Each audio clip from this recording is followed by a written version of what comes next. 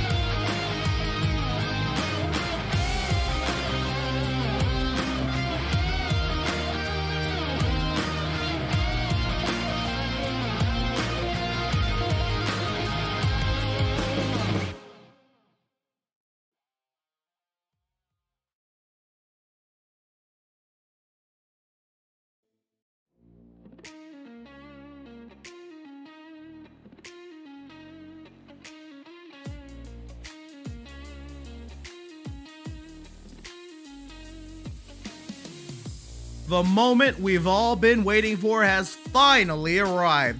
26 hard-fought races over the course of 30 weeks have been done and dusted. And now, coming up tonight on Pit Stop TV is the opening round of the Outlaws Sim Series playoffs.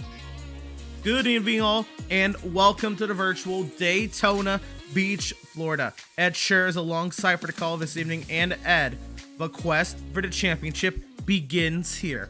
16 drivers are now slated with a chance to win it all, and what better venue to kick things off rather than the virtual World Center of Racing. Yeah, absolutely, Emerson. I mean, this is the time all these drivers have been waiting for all season, the playoffs starting, and to possibly chase for a championship. Some chasing for their first championship, some also trying to go for their second championship, but we're going into a place with multiple unknowns. Not only are we at the Daytona International Speedway, we're at the Daytona Road Course, for all things seriousness. But these cars have never touched the Daytona Road Course, which is the big unknown here, but I'm definitely looking at past experience on most of the road courses in the regular season to definitely play a factor in how tonight might shape out for some of these playoff drivers.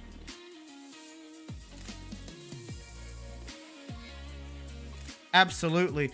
And again, welcoming you all here to the virtual, beautiful Daytona International Speedway, dubbed as the World Center of Racing.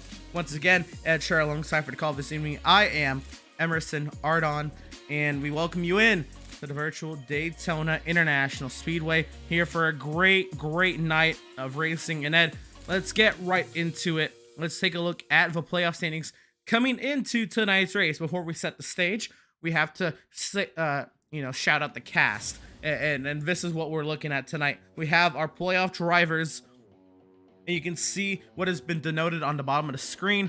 The drivers in green are considered safe at the moment because nobody's locked into the next round right now. The drivers in yellow are the drivers on the bubble, and the drivers in red are the drivers considered currently not they're out right now, but they won't be out until the end of the third race, and we'll explain the playoffs in that whole format. We have a long race tonight to kind of explain the entire playoff format tonight, Ed. But let's look at what we've got here. We have 6 drivers who locked themselves into the playoffs this season on wins, and then you have another 10 drivers who came in on points. If you look, of course, there's a huge difference. You can see the ones who have won and the ones who came in on points. The 6 that are in on that came in on wins: Jennings and Service had 4 wins apiece, Berger and Stetson 3, Fitzpatrick and Schumacher 2. And I think all eyes tonight are on Adrian Schumacher, Ed, on a driver who could easily lock themselves into the second round of the playoff with a win tonight. Yeah, like you said, Emerson, I like Adrian Schumacher as a pick tonight, definitely to win this race tonight. As we both know him, he's a definite road course racer.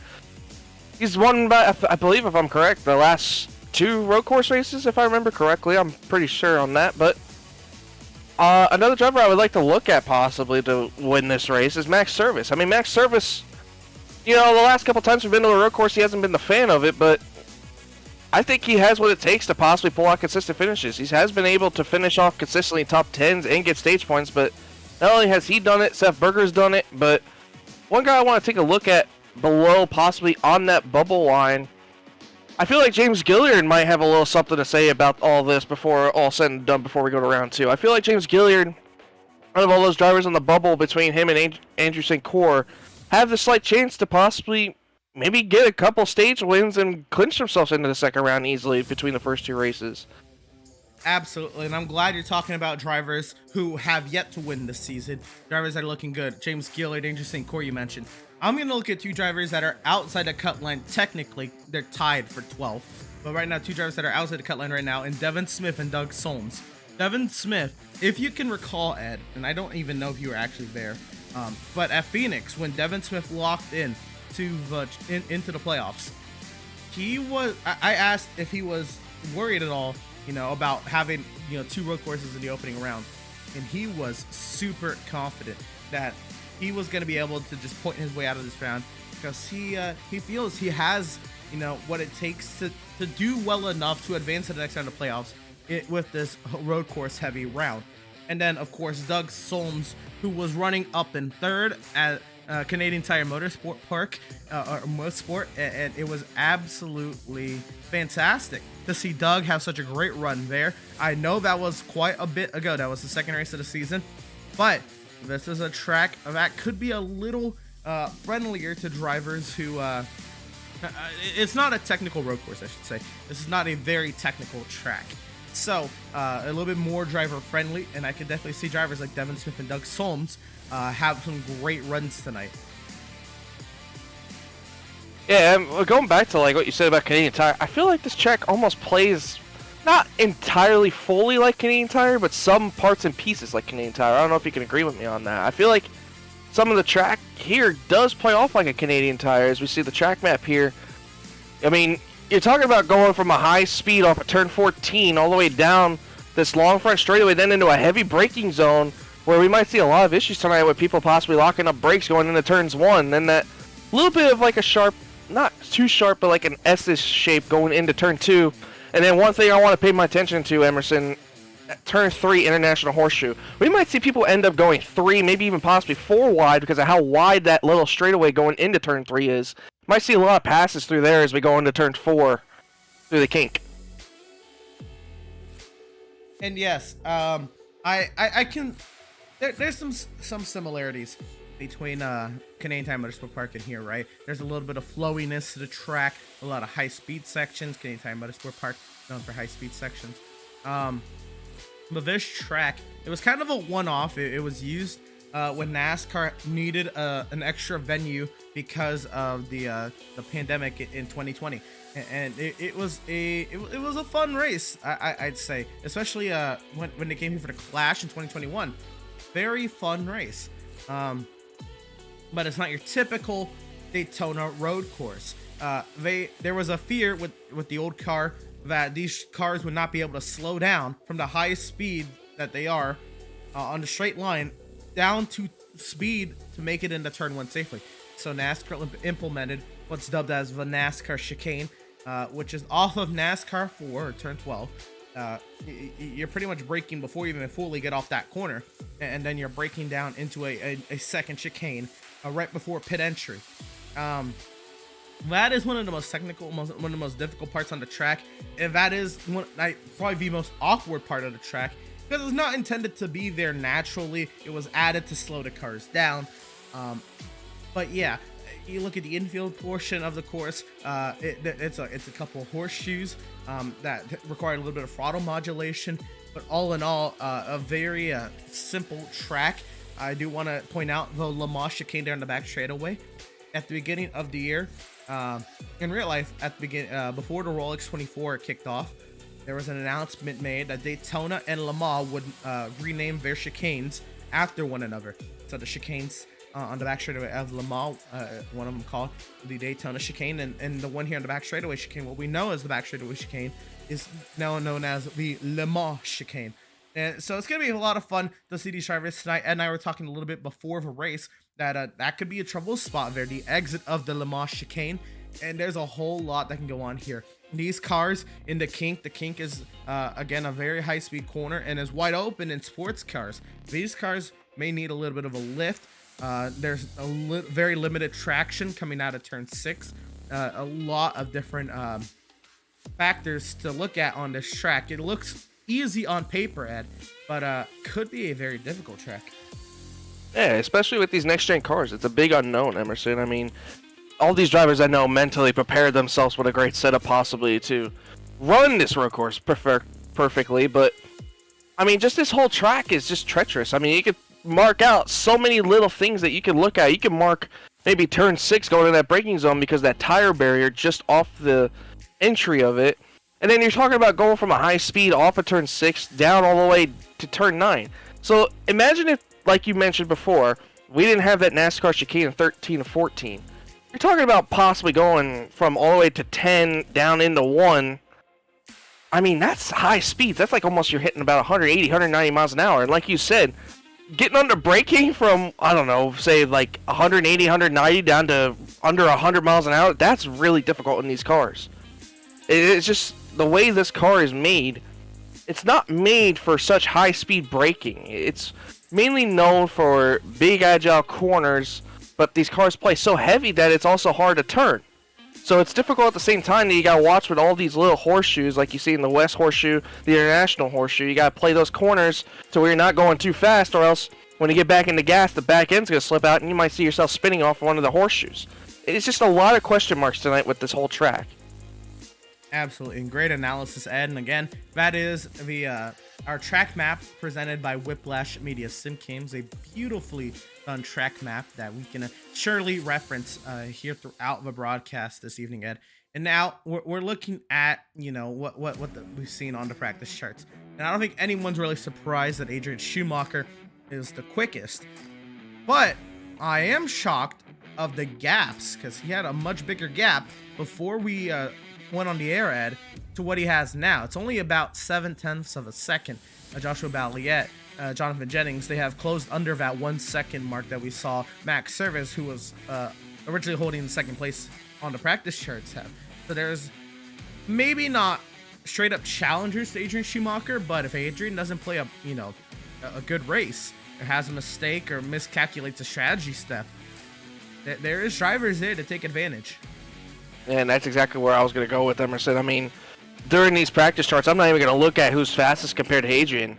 The guy that's going to be able to compete possibly with somebody like Adrian is going to be somebody that keeps the car on track all night and runs consistent lap times. You're not going to be a one-lap hero and magically catch that guy in the lead, but you got to just be consistent. You don't want to make mistakes. You got to hit every corner as best as you can, maybe even go push a little bit over the edge some corners to gain some time on somebody like Adrian. Or I was also going to point out our Watkins Glen winner, Seth Fitzpatrick. He's 5th on the charts, but I know him personally. He's a great road course racer. He's done it before. He's won Watkins Glen, but on the practice charts, I know it shows him 5th, but I don't think he's worried about where he is on the speed chart. He's just worried about putting in consistent lap times. That's what this matters tonight, Emerson. It's just going to be all about consistency. Absolutely. And I can't wait to see who ends up being the most consistent tonight, because certainly you can bring pace to a track. Like you said, there's definitely going to be those one-lap heroes, but who can run 55 perfect laps? Maybe this isn't even that physically demanding of a road course, Ed, but my goodness, is it a mentally taxing one?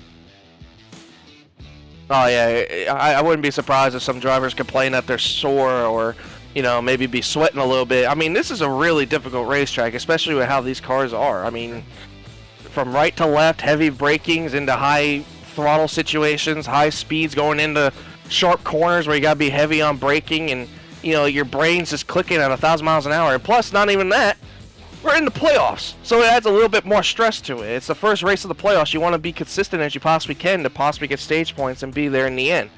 That's going to be the big thing with stress. It's just who's going to be that one driver that we're going to look at tonight and be like, that guy had a perfect 100% race and did exactly what he needed to do before we go next week in race number 2 in the first round. So Ed, here in a moment, I'm going to ask you who who you would like to kind of get a hold of before we get going here tonight, and whose brain you would like to pick. But before that, or your time to think would be right now, because we have to give a shout out to our partners here at Pit Stop TV. Of course, shout out to the Whiplash Media Sim Cams, the official graphic and camera provider of Pit Stop TV. If you like what you see on screen with these beautiful camera shots from around the World Center of Racing this evening, go ahead and head over to www.pitstoptv/Whiplash and see about getting yourself one of these Whiplash Media Sim Cam packs. Again, Andrew Cardinale IV works so hard to bring these stunning views each and every week for each track that we're at, and he works so hard in these camera packs. They're loaded with tons of statics and scenics and multiple TV cameras. It is all you need for a broadcast camera pack, and you can get your hands on one if you check out Whiplash Media Sim Cams. Of course, Sim Rat Market. Oh my goodness, somebody just ate the tire. Wow. Sim Rat Market, of course, is the site you can head to if you just need a base paint scheme for iRacing, a custom base scheme, right? You don't have the time to put in the work to make a beautiful car, or you don't really know what you do when it comes to painting, or you just want a different perspective on how to paint a race car on iRacing. Head over to simratmarket.com. They got tons of paint schemes, templates for you to get your hands on. Use code PSTV at checkout for a discount on those paint schemes, of course. And you can buy that paint scheme, put your own logos on it, put your own spin on it, and use it, throw it on for your iRacing car and have a great time with it. Again, simratmarket.com for your paint scheme needs. And, of course, Permanent Makeup and Cryo Maine. You can contact Permanent Makeup and Cryo Maine at www.permanentmakeupinmaine.com. You deserve the best care that money can buy. Now, Ed, in the waning moments here in practice, who would you like to see if you can get a hold of this evening? I mean, is it really a surprise? why don't we talk to the guy that's on the top of the leaderboard right now, Adrian Schumacher, possibly? If we get a hold of him real quick. Let's see if he's going to spill any secrets to us this evening. Ed, he's with you. Adrian Schumacher, it's the boys in the booth. You got a copy? Yes, I do. All right, well, Adrian, it looks like you're getting pretty comfortable out there. I mean, you're currently scored at the top of the charts on the practice charts, but I want to ask you a little bit differently about how you feel about the race. Do you feel like you have to put a little bit more effort into qualifying than you would at any other track possibly for this event tonight? Oh, yeah. It's such a long lap that if you mess up once, someone can get you just by completing the lap perfectly, I guess. And then another thing I wanted to bring up also, so I was mentioning with Emerson that basically, say you got the pole, right, Adrian, but to be able to compete at this kind of racetrack, it's not just about how fast you are in one certain lap. You just have to be consistent each and every lap to possibly check off time to gain on that certain leader. Do you feel like there's any little hints or secrets that you possibly know out there as we see you going through the backstretch chicane right there, hitting that perfectly, I should say? But I mean, do you feel like there's any little secrets that you can give out to some of these viewers that possibly that can help someone like, that's not experienced in road course races to be better, possibly? Yeah, I mean, one thing I find at this track that works better than any other track for a road course is brake bias adjustment throughout the lap. And there are pretty big swings, about like one turn throughout the whole lap, up and down. Well, Adrian, we appreciate you very much for giving those little tips and snick bits, but we see you rocking off some pretty fast times, as I believe you just went a little bit more faster there in the practice charts. But it looks like you got a comfortable little piece there in that 82 Red Bull Toyota, so we'll let you get back to practicing, and good luck tonight, and hopefully we'll be talking to you later. Thanks, guys. I'll put on a show. You love to hear it. Again, the driver we saw absolutely obliterate the field. There was a driver who stayed out to try to lead a lap from him at Laguna Seca, and even he couldn't get the lap because Adrian was so far ahead. The other driver that I want to talk to, and this one's going to have to be a little quick because time is waning down here in practice, but I do want to get a quick word in with Doug Solms. And Doug, you made it to the playoffs. I'm so happy for you. and now you're here in a road course loaded round where I think you actually might have a little bit of an advantage over some of these guys. How are you feeling about your chances? I'm a little nervous. Haven't been around here very often in a next gen car, but hoping to keep it on the track and have a good finish. Absolutely. And Doug, I know it was a while ago, but I know we like to flash back and think of your great run at Most Sport at round 2 on the season. Is there any kind of magic that you think you're going to be able to bring to the road course round, either tonight here at Daytona Road Course or in 2 weeks' time at the Charlotte Roval, that you might be able to get some ice? I'm hoping I have just as good a race as I had there, if not better, and hopefully a win would be really nice. Oh yeah, huh? Just gonna hopefully keep it on the track and do the best I can and move up. Certainly. Well, you're about to get the qualifying here. I know qualifying is very important, very long laps. So just a couple quick words with you. We'll let you get back to it. Again, I'm so proud of you to making the playoffs, and wish you the best luck tonight. Thank you very much. Driver of the number 67, Doug Solms, and what a great guy. One of the oldest guys in the field, one of the nicest guys in the field, from Canada, and he is such a charm to talk to, and I'm so glad that he's in his Outlaws Sim Series field and in the playoffs this evening. But we now shift our focus to qualifying, Ed, and we have on the track one driver that could play playoff spoiler this evening in the 7 of Joshua Balliet. Yeah, Joshua Balliet definitely is that kind of guy that can do it on road courses. Laguna Seca, I believe, if I'm correct, he had a top 5 finish going, just about. He just had won a couple road course league race yesterday. Yeah, and I believe that was at Watkins Glen too. So he's got a little bit of road course expertise in him before he even got to the track today. So it's gonna be interesting to see how he does here going on to the Turn 1 oval at Daytona. But I'm gonna be interested to see, Emerson, if it's gonna be a 1 lap hot lap for these guys, or if it's gonna be on that second lap. That's what I'm curious about. But remember, these drivers do get 3 laps in qualifying, so I'm gonna be interested to see. Possibly if they just do 1 lap, park it, and then go out for another quick lap again. So that would be something we have to pay attention to. I think because the lap is just so long, Ed, I think most of these drivers have to go out before the 8-minute mark and just run all 3 laps, because it's going to be so difficult to do another warm-up lap and get all 3 timed laps. And I think we've also seen in the past, right, that we see that tires on these NextGen cars actually get a little bit faster the more laps you put on them. So maybe someone like a Joshua Balliet takes it easy lap 1, pushes a little lap 2 for a lap time, and goes 100% on lap 3. Oh yeah, like you mentioned, with the way the tires are at these road courses, the more grip that gets put down, the easier these tires are able to handle, as we're looking on board with Seth Berger as he's about to go into the front stretch chicane to see if he nails this perfectly. That's one thing we also have to watch. So you saw on the left and right of Seth Berger's car, those turtles.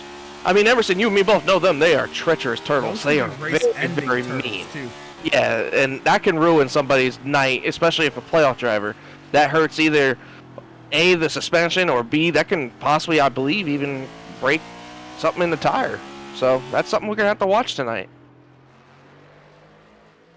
At the 71 of Jeremiah Stutzman, I think he's on a warm-up. I don't think anyone's on a timed lap right now other than Seth Berger and Joshua Balliet. Adrian Schumacher just started one as well. But looking at Jeremiah on his out lap, this is a, forgive me, I think Alexander Rossi livery that he has on his car this evening. And we can see if we can bring some luck. Usually in the Joey Logano inspired paint scheme this evening, or if at least to start the playoffs off, for a whole different look for the strategy guru himself and Jeremiah Stutzman. And Logano is usually one of those types of guys that you find as a sleeper on some road courses. He's a good road course racer, but not as good as, most of the NASCAR field that we have today, like Chase Elliott or Tyler Reddick or some of those other road course ringers, or Martin Truex. But we're on board here with Jonathan Jennings. And the new scheme, too, Popeye's 91 machine. Not bad. Now I'm in the mood for chicken now. Yeah, I could go for some chicken. Yeah. No, if this race ends on time, Popeyes is less than a block away from me. I think I can hit one up before. before they close if this race ends quickly. But no, Popeyes is great. Glad to see Jonathan Jennings here in the playoffs. He's got himself a new look. He coupled an orange car with the orange playoff banner this evening. You'll see almost every playoff driver. I tried to get all, but almost every playoff driver will have an orange banner on their windshield like that and an orange spoiler on the rear end. Well, not the clear part, of course, because that's clear plastic, but the painted part is orange. And you'll see most drivers will have that this evening. And as you see there at the top of the board, Adrian Schumacher with a 52.6. It's only about 3/10 off his practice time, so not a bad lap for Mr. Adrian Schumacher there. Why don't we ride on board with him for a little bit, just to show the understandings of how this track layout is in these next-gen cars. You see he goes down to turn 2, or not turn 2, excuse me, second gear going into turn 3, going through now the kink. He upshifts the third gear there. Carrying a lot of speed down into this horseshoe down here. You're going to have to go heavy braking down to this horseshoe. All the way down to turn 5, going into turn 6.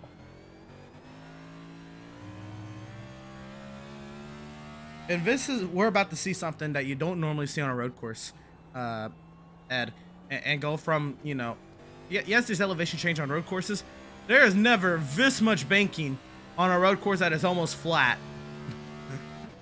Yeah, that's a drastic change. It's just insane how this track layout is. This is absolutely one of my favorite road courses on the circuit. I'm kind of upset that we don't go here anymore on the real life schedule, because this was such a great race to watch and just see how these drivers maneuver through this track. As you see, all the way up to 5th gear on the back straightaway, Emerson, going all the way down. I can't read that right. I believe that's 2nd gear, it says on this tachometer there, but Yep, it's just that shows how big of a difference it is in high speeds to downshift 3 gears. I mean, going from 5th to 2nd. It's right insane. Here, this is the part I want to watch. Such a difficult corner to get down into. Oh, sliding the rear end, but he does make it through relatively cleanly. Good line for Adrian Schumacher, who's already ran a 52.6. Does he pick up? Yeah, does. 2 more tenths. Yep. 52.4. I mean, that's just insane. He's not even going to run his 3rd lap. He doesn't have to. No. I don't know if anybody's going to contend. Maybe Joshua Bell, yeah, he's out for another lap, but on board here, here's Max Service going down into the back straightaway chicane. Let's see how he hits his corners here. Oh, look like a little off right there on the entry, but it's the exit pretty fairly. Here. His first lap did not count. So Max Service looking to put a clean, valid lap in here. The 4-time winner this season. See how he gets into the NASCAR chicane. He said last week that this is the corner he was most worried about, and now he said this is the corner he's most confident in.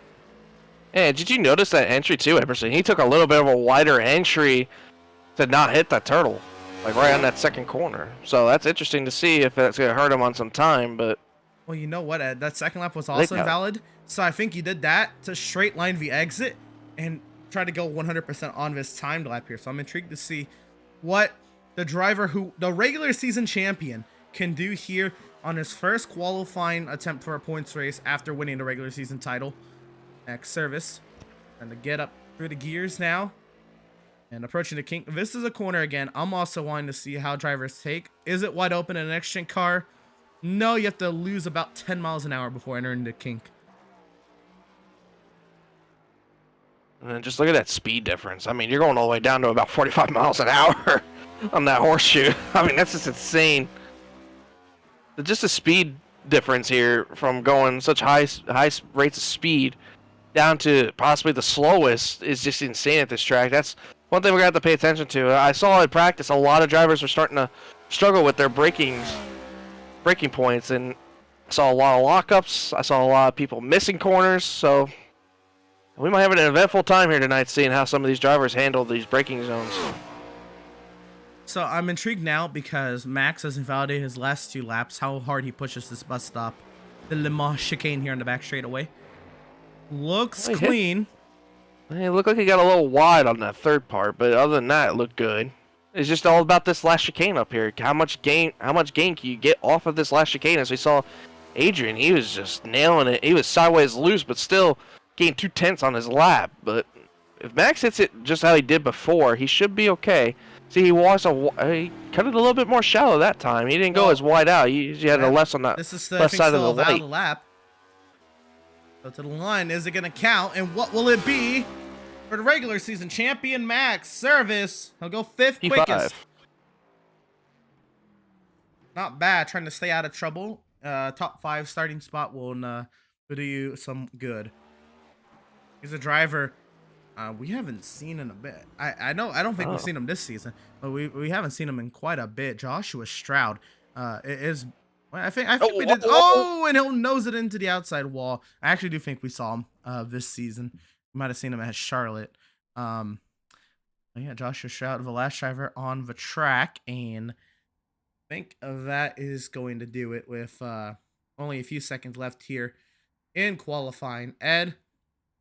So that means Adrian Schumacher is the Pratt, Tile, and Stone Pole Award winner. Again, Pratt, Tile, and Stone serving Central Vermont since 2005. And now we are heading down track side to get our starting lineup this evening, Ed. And we're going to get to it here. Row number 1, we'll have the 82 of Adrian Schumacher. The 91 of Jonathan Jennings will start on the outside of row number 1.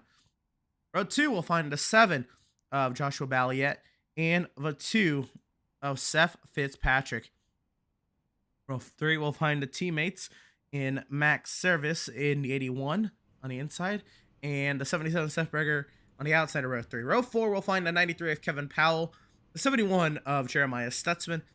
In row 5, we'll see the 11 of Scott Bailey, the 96 of Matt Rogers. Yeah, in row 6, the 95 of Devin Smith. Alongside him, the 97 of Sam Borden. Row 7, James Gillard in the 33 alongside him. My sleeper pick, honestly, to try and have a good night, the 67 of Doug Solms. Row number 8, the 79 of Joshua Slade. Alongside him, the 94 of Matthew Byers. Or number 9, the 22 of Jacob Breeze. Alongside him, league owner Adam Gardner in the 56. And in row 10, we got Andrew Secor in the 12. Alongside him, Joshua Stroud in the 58. And that should complete our 20-car grid this evening, Ed.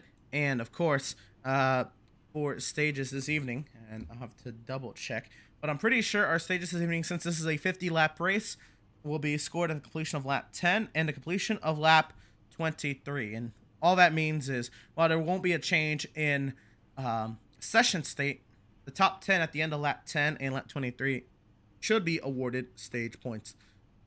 And I'll get working on double checking that. While we do, taking a look at the weather conditions this evening, Ed. 86 degrees to track time, fairly cool. You see, it's very cloudy, and the wind's pretty active actually at 11.5 miles an hour out of the southeast. Yeah, that shows me a little bit that the grip might pick up here a little bit quicker than I expect. So I wouldn't be surprised to see some of these drivers possibly pulling off some fast laps off the rip than we expect later in the race. As last time we were at Laguna Seca, I believe correctly, it was like over 100 degrees in sunny California. So it's a little bit different here in cloudy Florida. So we'll see how that goes as the drivers are going through the chicane right now into the pit pace laps. But I would be interested to see how this this initial start goes. You know, these drivers are going to be not used to running this tightly together, so some people might have to back up their braking points into turn 1 a little bit different. We might see some drivers maybe possibly run over some drivers not being used to that, so it's going to be an interesting start here going down into turn 1. You're right, and it's also going to be interesting because we're going to be rolling off the NASCAR chicane unless Adam's going to allow these drivers to cut the chicane for the initial start. But what I do know is, yes, the stages are confirmed at 10 and 23, and we are about to get things started this evening, and the field is allowed to cut through the chicane. And as the iRacing.com safety vehicle speeds into the pit lane, the field in the hands of the 82 of Adrian Schumacher, we are racing from the World Center of Racing.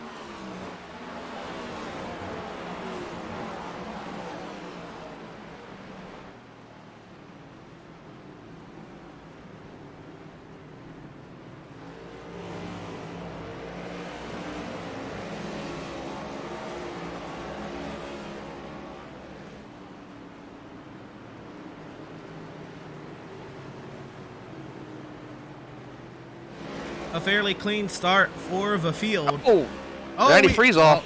As I say that, Kevin Powell has gone around there. Yeah, I believe Matt Rogers also had an issue. He's spinning out again right off a turn, right off coming back onto the oval. I believe, yeah, he's going to tow it.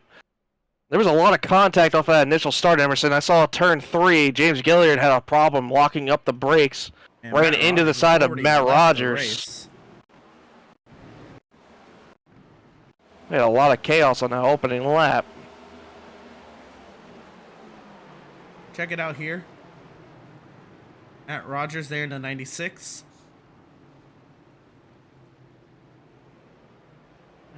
Everything was good going through turn 2, but I saw them going down into turn 3. That was Stutzman who went off the course.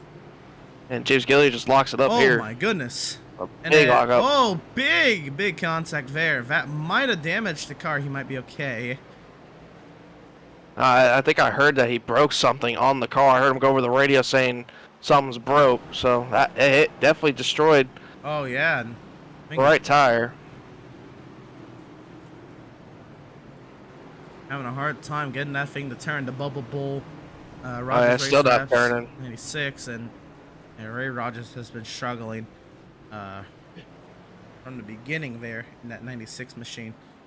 But here's where we saw Kevin Powell spin off corner, and Matt Rogers, he was in trouble this whole time. It was not turning and looped it around.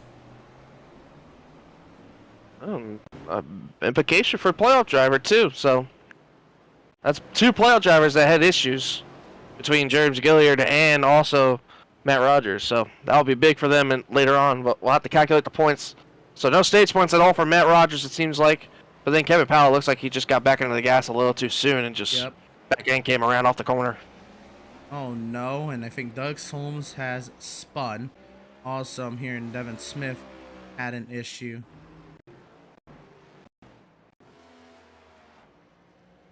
Get that for Devin Smith. Here he is.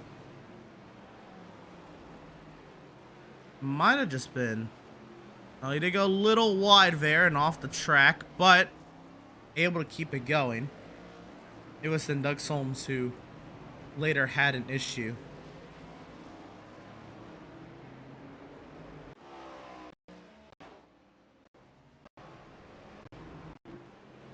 Here it is, here it is, 67. A lot of implications for playoff drivers. You're right. Not what you want to see in the beginning round of this race. Let's see, Doug just... I think gets on the gas a little too hard here. Exactly what happened. Saying it's Kevin Powell. Yeah, same exact thing. Luckily, no damage. He'll be able to keep it going. Loses a lot of time. Does make it back to that motorcycle course portion right there on the inside. And is able to re-roll. So, with all of that, Ed, it's been a minute since we've gone back to the live feed, but we will now. And get a look in on our race leader, Adrian Schumacher, who now has opened a 5.5 second gap over non-playoff driver Joshua Balliet.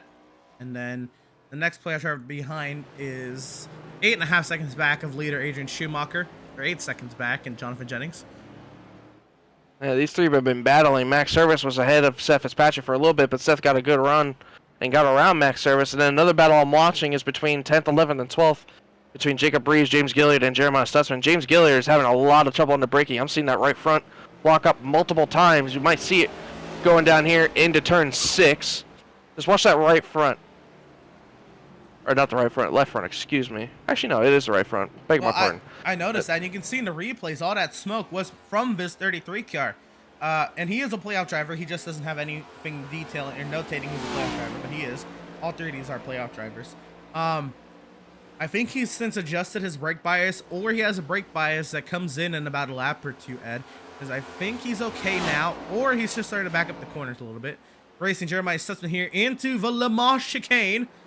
Yeah, one's got to give here. Oh, and James looked like he powered it in there really deep. Oh, he did. On that entry. Oh, and Jeremiah might get a two for one here. He's now going to look to the outside of Jacob Reeves going into turn 15. And I believe Jeremiah's in the proper position. Yeah, Seth Fitzpatrick, I told you, he's a good road course racer. He won at Watkins Glen, so he's starting to show off a little bit here of his road course expertise. getting around Jonathan Jennings as Jennings goes a little wide there. Now Max Service might be able to take opportunity of that. Looks like he'll just fall in just behind Jonathan Jennings. Max is having a pretty good race so far. He's been consistently running decent lap times. Not as consistently as our leader, Agent Schumacher, but still, he's running competitive lap times to the rest of the field up in front of him. So, good on board with the 81 here as we're going down into the kink, going down into the West Horseshoe in turn 5. Yeah, you're right. Max has kept it on track. He's right where he qualified. You can see Fitzpatrick, even though he got the spot from Jonathan Jennings, he's having a little trouble there, locking up in both horseshoes. And Max stays in it. There may be some more positions up for grabs. You can just keep it a little sideways. He waited on the throttle there because he was sideways and he was about to lose control. And he re-gathered the car. He'll lose a little bit of time to Jennings, and he'll be okay. Yeah, James Gilliard must be really, really struggling because now Kevin Powell has just got around him for 13th. Or for 12th, excuse me. So move Gilliard down to 13th, and now Matthew Byers is behind him, looking to get 13th from him. So Gilliard not off to the hot start that he was hoping for. Now Kevin Powell looks to the inside of Jacob Breeze as we're going down into turns 1 and 2 of the oval. Do want to renote? Ed said it. Just want to renote because we were looking at another battle, but Stutzman did get past Reeves. After he got past Gilliard, Powell then does he's making up spots from his lap 1 spin there, Ed, and Powell's already back up to 11. Oh, he hit the turtle. Ooh. Gotta be careful with that. You don't want to hit it too hard. I think he got minimal damage from that, so it's not going to be too bad for Kevin Powell, but a really great recovery. I mean, that turn 1 spin, you could lose so much time. He's already knocking off spots. He's already one position out of the top 10. The NASCAR chicane, keep it nice and tidy. Everyone does. And Gilliard now for a run on Reeves. Yeah, Gilliard looks to really be aggressive right now. I don't know if that's the mindset you want here in the beginning of this race. I mean, as a playoff driver, I would be as conservative as I possibly could trying to work for stage points. As you see a big lock up there again from the 33. He's not in stage points right now. No, and that's the big thing that's concerning too. As we're racing to lap 10, we got about just 6 laps to go before we reach the end of that. Well, I think that's why he's aggressive. He wants to get those Yeah. stage points before lap 10, but locking up big time there. Another big concern, how concerning you think he should be seeing all this lockup on his tires that he should be worried about the pit stop possibly with needing tires? I know we mentioned that you don't really need tires at some sort of road course like this, but well, lockup, it might concern you just a tad bit. As we saw the 94 get around Gilliard there, and he has looks like another lockup Gilliard issue. Either doesn't have this track down or has a setup malfunction or something. This is not a Gilliard. Gilliard's struggling. It looks like he's just struggling to get into these corners. So I think tire wear, I think it's going to be the least of his concerns. He needs to do a whole overhaul of this race whenever he comes in the pits. Yeah, and I didn't notice either, Emerson. Another big thing we need to know, Andrew St. Cord did the starting park. He's not going to get any stage points. So that might hurt him even more. 4 drivers did, because we had 20 on the starting grid. Yeah, but Andrew St. Cord is the main noticeable one that was in the playoffs. Stroud didn't start. I don't think he wanted to get in anybody's way on the playoff race. So he decided just to sit this one out. Missing 2 others. I can't remember off the top of my head. Joshua Slade and Joshua Stroud. Already said Stroud, so we're missing one other. Oh, Sam Borden. Excuse me. Borden. Okay. And Gilliard, he ate some turtle curve there. He is not enjoying his time. Round V Daytona road course. Yeah, one battle that's starting to heat up a little bit. Adam Gardner's starting to run David Smith down a little bit for P8. How about a run for Adam? I mean, last time we were at Daytona, he was one position away from getting a win on the Daytona Oval. So, and Devin Smith, a big lock up there. Adam might gain a lot of time off of this now. But, yeah, Adam Gardner was one spot away from getting his first career win in the Outlaws Sim Series.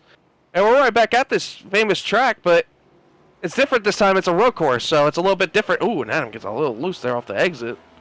But And Adam's doing pretty good in P9 right now. Adam will be the first to say that road courses are not his cup of tea. And so he is looking to just get out of here with keeping the car on the track. And he's off to a good start, but he does have a lot of laps to log here before he can officially, call this a good run. Evan Smith right up the road. You mentioned he missed the International Horseshoe on lap 3.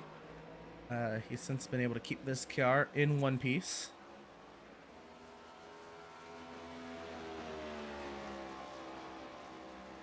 Check in on Seth Berger. We haven't really had a check up with him all race. Hanging in the 6th position. That's where he qualified. Hasn't lost any spots, and car looks clean. Yeah, it looks clean, but my biggest concern is he's a little slower compared to his teammates. I mean, Max Service is running 55s. I mean, we know Adrian Schumacher in that camp is running 53s. Don't really want to compare times to Adrian. I don't know if anyone's comparing times to Adrian. No, but Seth's teammates are running about a second to 2 seconds a lot faster than him. So it's a little interesting to see if Seth is just really being patient with it around this course, or if he's just maybe, trying to keep it on track and not really push anything. But I mean, no matter what, he's going to be in the battle for stage points. And he's only 4 seconds behind his teammate Max Service, and Scott Bailey, another one for position behind him, is only 4 seconds back of him. But I mean, you got to think you might want to start picking up the pace a little bit, especially if that guy behind you starts running faster lap times. But from looking at the charts right now, Scott Bailey is not really running faster than Seth Berger, so I think Seth is just having a little bit of a conservative race right now, it looks like, for that 77 machine. Yeah, I'm looking at the order. I don't think anyone last lap ran a lap faster than the car they're chasing other than Devin Smith. Yeah, that's also one, man. Actually, Jeremiah Slutzman ran up. Yeah, Jeremiah ran up 55 compared to Adams 57. For the most part, I think Steph's just, this is the opening round of playoffs, right? He's won a championship already in the Outlaws Sim Series. He knows how to get it done. He has points to his name, and he's in the top 10. He doesn't have to push. I don't think he has to, hurt himself. Especially, we know how his knee can get. I felt bad, for him, because you and I, we've ran league races together with him on road courses, and there'll be times where he complains about his knee, and he has some serious knee problems. And I don't think he's trying to push himself physically right now. He's just trying to keep this car on track. 50 laps at Daytona road course, while it's not a physically demanding road course for somebody who has a bad knee, definitely could be. Yeah, and I remember that I think the one time we ran Watkins Glen, he was telling us how much pain he was in. I mean, he was frustrated. That's not that physical of a road course. No, and he was in pain. Yeah, so and, like, you can hear it, and especially with how this track is, especially with the 14 turns and all the chicanes and horseshoes, it's gonna hurt. I feel like in the end, running 50 laps around here, but I think he's doing okay right now. I think, like you said, he's just running conservative and doing especially as good as he can right now compared to his teammates. So yeah, I think he's just trying to keep the car on the track. I don't think he's too pressed right now. Back up front, Adrian Schumacher, an 11.8, 11.9, looking maybe 12. Second advantage out in front of Joshua Balliet, and 18 seconds over his playoff competition. And it's starting to look like Laguna Seca again, Ed. Yeah, it is. And Joshua Balliet had an issue going into the backstretch chicane.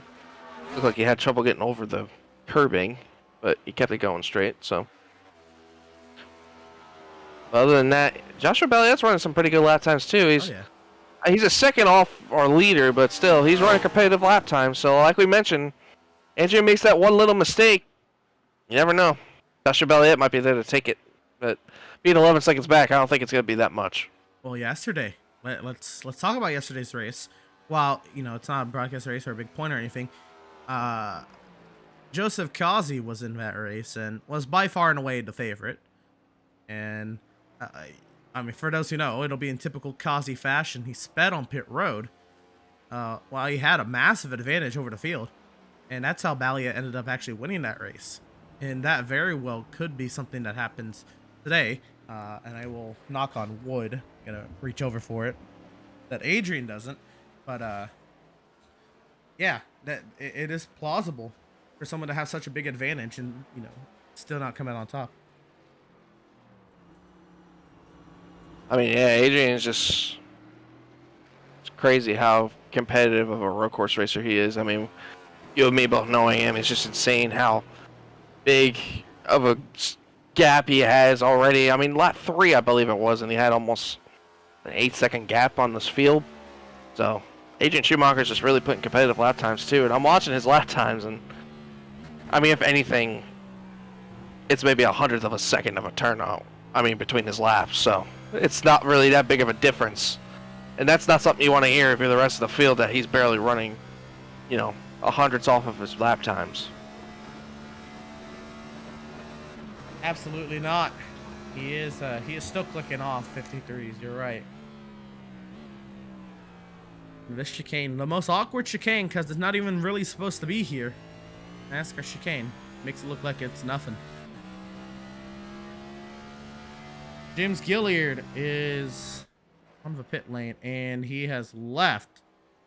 That'll do for James Gilliard. And again, another playoff driver that's not going to get stage points. And that Yeah, leaves especially a now driver that was out in the 14. bubble. Yeah. 14 drivers here, Ed. And we're working the last lap of stage 1 now. Now, this is concerning to me. Because if I remember correctly, we're going to a road course Adam again Gardner for the had third an race. issue off the bus stop. Oh, my. Quickly here, let's see if we can grab a replay and see what happened to Adam.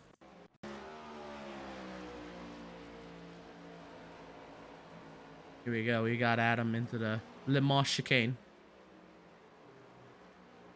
Yeah, let's driving it in hard, and Oh, he missed. he went the too exit. wide. Yeah, and I remember and he just had to correctly, I slow down. heard. Yeah, no, not even that. I heard in the drivers' meeting too, Emerson, Adam Gardner pointed out directly, if you cut any part of any of the chicanes, you have to stop to a complete stop. Well, that's what I'm saying. He had the. Well, yeah, there you go. Yeah, you're right. He had the bus stop penalty there, and he stopped there. You serve it also. That's intriguing because you don't normally hear that, but you know what that does to Ed is it clears up any, any interpretation of the rule, right? You cut any part of it, you got to stop. It's not like, oh well, I kind of cut the entry, but gave it up on the exit. No, if any part of it. But here we go. Yeah. The 82 of Adrian Schumacher. Been on cruise control. But the driver with 2 wins on the season, looking pretty steady, trying to get a third. Adrian Schumacher wins stage 1 with a 15.5-second advantage over Joshua Balliet. And the one battle we might want to watch coming to this start-finish line, Adam Gardner is in 11th place, and Kevin Powell is just in front of him. Coming to the start-finish line, they are going down the back straightaway right now as we see Max Service and Jonathan Jennings getting ready to cross for 4th and 5th in the stage. But Adam Gardner's pushing it hard. He's going to drive it deep into the backstretch chicane. Oh, Kevin Powell actually missed it. Now So doing all that, Adam Gardner's going to gain the spot out of that. But he's got to keep it clean through the NASCAR chicane. He can't cut it. I was curious how hard Adam was going to push for the stage point. He knows every point matters. It's going to be interesting to see how Kevin reacts to that. That was interesting. He took a dive bomb to get Kevin Powell there. Looks like Adam's going to get through the chicane good. He's going to end up getting 10th place in the stage. So that's a point for Adam Gardner. That's a great play. That's a great point, too. We have a lot of playoff drivers that are having issues today. And for Adam to get a point, that definitely means a lot. That's huge. Good opening round. Opening stage here for playoff drivers. Stage 1 goes to Adrian Schumacher over Balliet, Fitzpatrick, Jennings, Service, Berger, Bailey, Smith, Stutzman, and Gardner. Those were the 10 across the line, Ed. And well, let's go ahead and we're gonna go side by side here. Pit Stop TV. Stage 1 has concluded. We're not gonna go anywhere. We're gonna step aside and hear a word from our partners. After months of quarantine, we're all interested in how we can become our best self. The team at Permanent Makeup and Cryo is here to help you get the flawless makeup look every day without the extra effort or time. When it comes to your appearance, you deserve the best care that money can buy.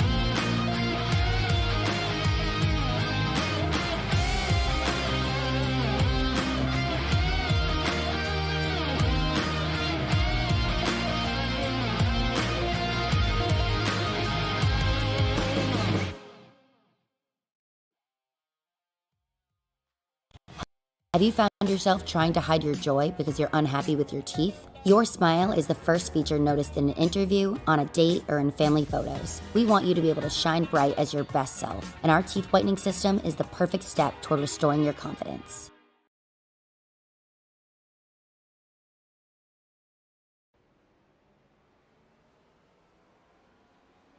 Welcome, race fans, back to the virtual world center of racing, where Adrian Schumacher has a 17-second advantage over his competition here in the opening round of the playoffs. Once again, I am Emerson Arn with Ed Scher alongside, bringing you coverage of the opening round of the Outlaws Sim Series playoffs.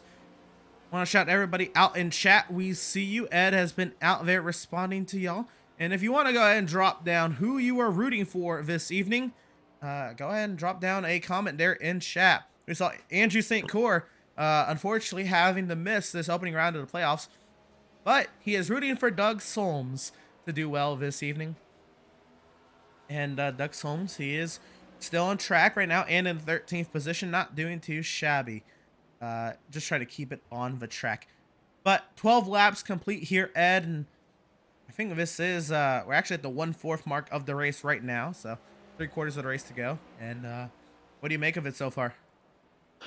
It's everything I've wished for. I mean, like I mentioned while we were in the break, I love the Daytona road course. I think it's such an amazing race, and I really wish they would bring it back to the real life schedule. It's just a fascinating road course, especially at such a famous racetrack like Daytona as itself. But it's been everything I've asked for. It's been great battles and a lot of interesting moments for some playoff drivers, and especially being the opening round of the playoffs. It's been fantastic. Notice a little bit of a blink there for Adrian. Hoping all is well there for the 82 camp. And I have to say, I agree, Ed. This is a fun track. From running into 24-hour races with GT 3 cars, well, GTD and Pro and GTD, Le Mans and Daytona, and the running into prototype. This is a fun track in all sorts of cars. I think with it being a relatively easy course, not that technical, you're able to set up a car relatively easy here to handle well. You can make it a lot of fun here, slinging a prototype around here or trying to get a big heavy stock car to handle the way you want it to. Really can be a fun challenge. I am intrigued, in real life anyway, that with the bigger, better brakes that keep being boasted about, and with this next gen car having 5 gears, can we return here and maybe get rid of that NASCAR chicane on the front straightaway to see if these bad boys can run this course with its original intention? I wouldn't mind the idea, but I also like the NASCAR chicane because, say for all of a sudden, we have a battle for the lead possibly heating up and it's getting closer and closer. That guy in second might overdrive that chicane just to gain up some time. And, like we had in that clash that one year where Chase Elliott spun Ryan Blaney and Kyle Busch went on the win. We have that kind of moment happen possibly. That would be exciting. But I wouldn't mind like you said, Emerson, I wouldn't mind seeing how fast, we can go all the way around into turn one. I mean, who wouldn't love to see a 180 mile an hour stock car go from 180, 190 miles an hour possibly down to about 80 to 70 miles an hour going into turn one? Adrian Schumacher looked like he was struggling a little bit there at the center of the chicane, but is doing all well. The driver he has absolutely driven away from, well, is everybody, but the driver first on that list is the 7 of Joshua Balliet. And Mal, you're sitting here in second. You're having yourself a good race for the most part. I think only one little mistake. Other than that, got the car on track so far. How are you feeling? I know it looks like you feel a little bit better than you did before practice. A lot better than practice. I thought I wasn't even going to be competitive when I was running my first practice lap. Well, just happy to be somewhat on pace. Not on pace compared to Adrian, but compared to everyone else, looking pretty good. Just, once you get by lap 1, it's pretty easy drive. So, it was fun out here. Having some fun. Yeah, we were just talking about, NASCAR had a very short-lived tenure here at the Daytona road course. being though, it was because it was added to the schedule because of the pandemic and NASCAR needed some locations. Not really intended for NASCAR. What would you think if it were to return to the schedule? I think it's a really, really good track.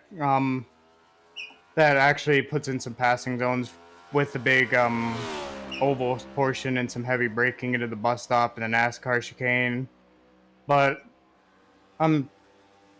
honestly, I like how they did it. I think it was 2020 or 2021 when it was part of like a back-to-back type weekend where they did this and then the Daytona Road. Wait, Daytona and then Daytona Road. That was pretty cool. Yeah, I think that was a part of Speed Weeks. They ran a Clash here, and then they ran the Daytona Oval races for the 500. Also, I'm very intrigued with maybe a night race on a road course idea, which could be something that comes to fruition as NASCAR keeps adding road courses. So 8 on the Xfinity schedule. I am very excited for that. But back to this race. How's the tire wear feeling? Are you looking at more or less the same strategy now that you've gotten, into this race run here? Are the tires capable of going the whole distance? Yeah, more than likely we're not going to be taking tires here. Tires still seem pretty good. They dropped off a little bit, but they're not really going to be worth it because I'm just about after 3 laps, you're just going to be running the same pace anyway. You're good. Like they're better for like the first 3 laps of a run. And you're really bad on the first lap on the cold tires, but then they're really fast for 3, and then they just drop off, and they're about what they are here. It's just not going to be worth anything taking the tires. Oh, there you go. And just to inform you on strat, if you want. If you don't, then I won't. But it's basically we're making 1 stop and then a splash at the end. You can't just do it on 1 stop. Right. All right. Well, there you go. Really, more than anything, it was your choice to give that. And I don't know, if any drivers or spotters are cluing in right now, but I just wanted to know, just in case, I didn't want to make it exactly boring for you knowing the strat already. No, we had we really didn't know. We were actually wondering what the fuel window was. So there you go. You can't make it on a 1 stop. It's about, if you're really on the limit, you're gonna go 22. Well, there we go. There's that inside head. Looking for fuel numbers, about 22 if you are going 100%. Well, Mal, out here having a good run there in the 2nd position. Are you running 100% right now? Is there any extra pace? Or are you just running laps? I'm just cruising. Just cruising? Not gonna catch the guy in front, and Sure. guy behind them run about the same pace as him. Just trying not to make mistakes.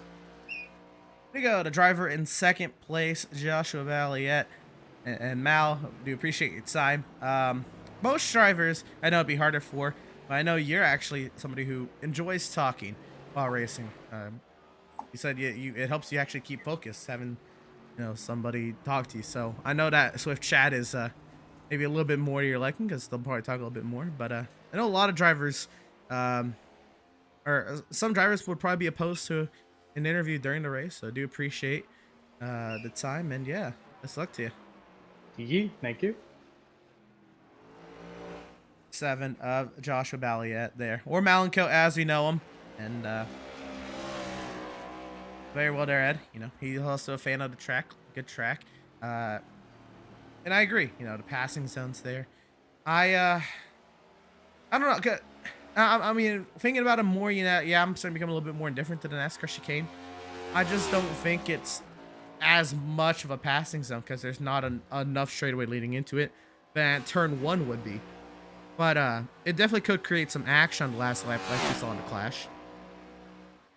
Yeah, absolutely. It definitely could, but I just want to give a couple updates real quick, Emerson. Okay. So, Jacob Reeves, currently right now, is 14, 2 laps down. Yep.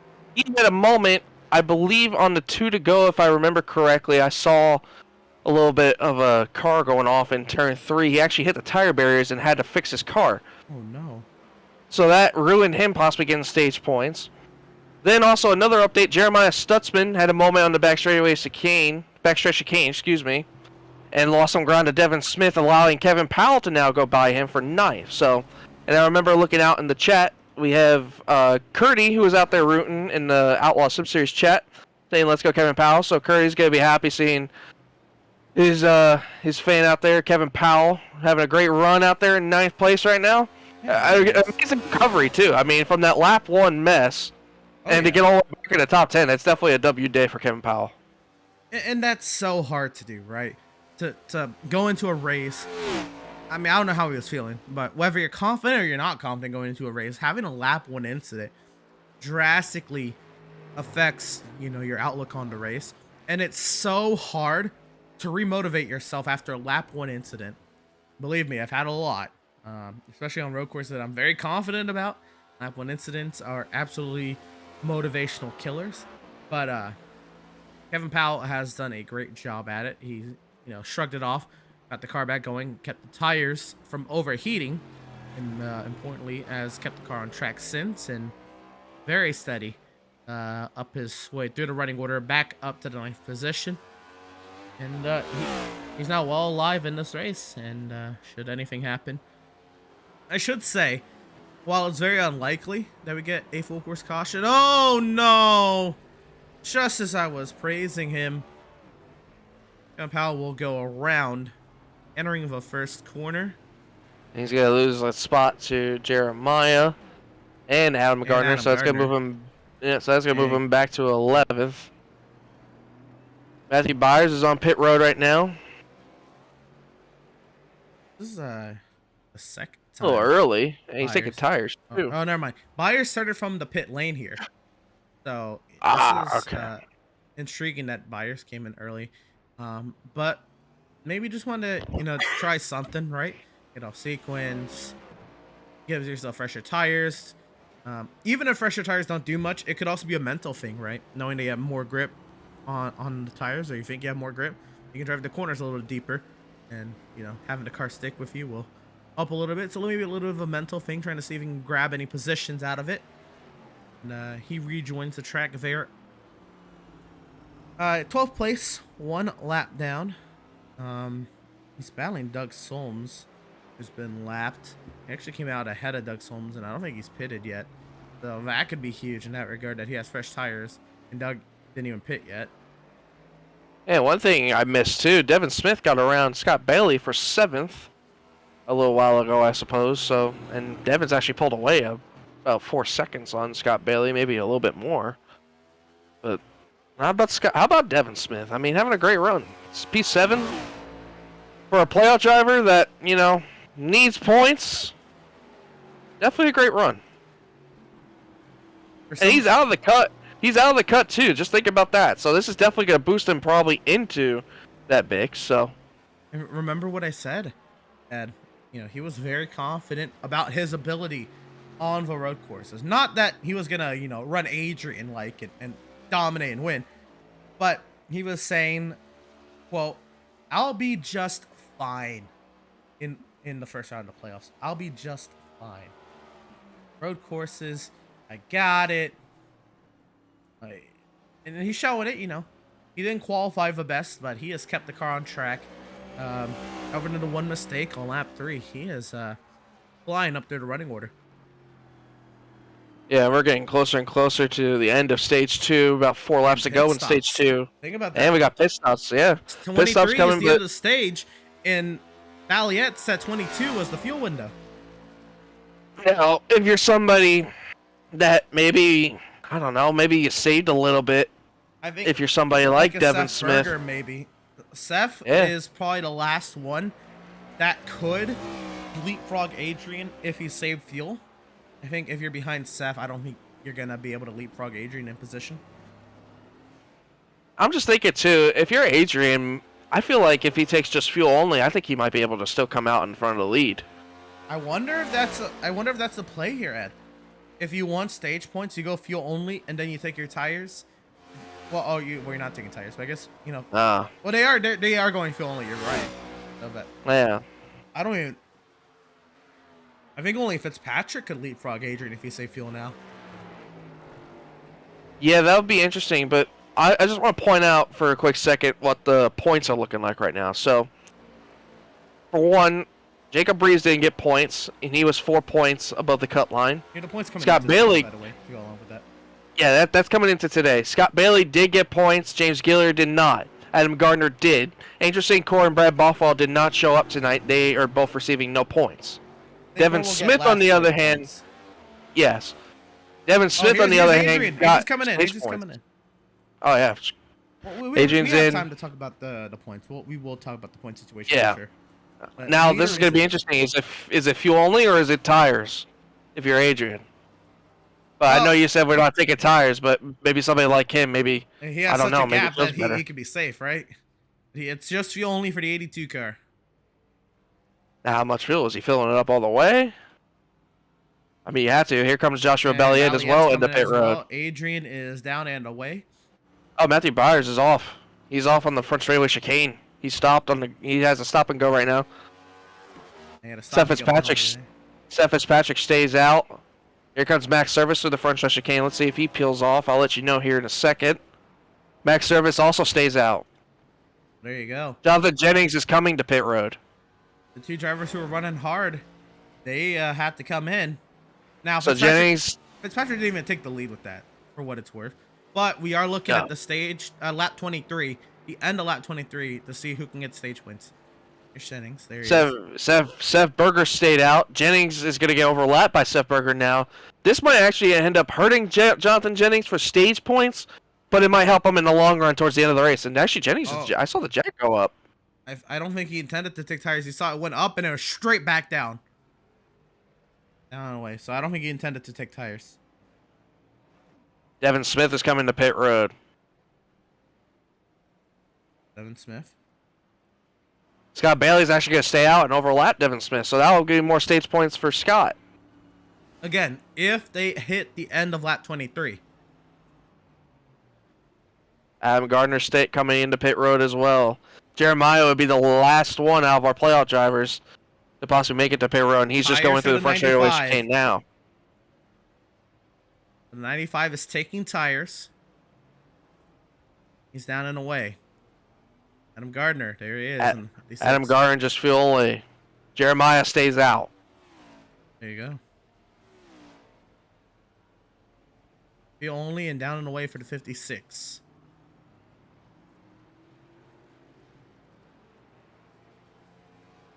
So out of all this, Joshua Belliott's second, Seth Fitzpatrick's third. And here comes Fitzpatrick. Oh, Seth Fitzpatrick coming to pit road now. Okay. Well, that's what I'm saying, Ed. Like, they stayed out, but can they stay out to 23? Yeah. Now, is Max going to come to pit road now? He's on the front race chicane now. Nope, Max is coming in this time. Stutzman had a problem. Stutzman had an off on pit exit. So here's Fitzpatrick. And Seth Berger on pit road as well. Yep. And wait for the 2 car. Now, this is a really sketchy pit road exit, too. It's really, really skinny, and plus going into that braking. Yeah, I wouldn't be surprised. This whole pit road exit is really, really tricky. It is really difficult. Seth Fitzpatrick gets out of the pit exit clean. Max Service as well. Looks like he's getting out clean. Now, Jonathan Jennings did get Seth Berger back, but he's not going to get Max.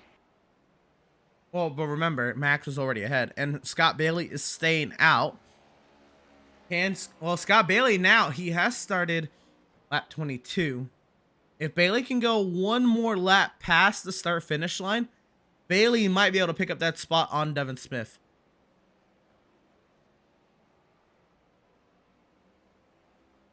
Also, remember, Stutzman did not pit yet. And so Stutzman stayed out, and he had a mistake.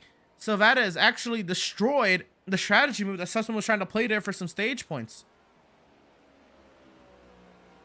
Yeah, I don't know if I was seeing a glitch or something, but I kept seeing sparks underneath the tire of Stutzman.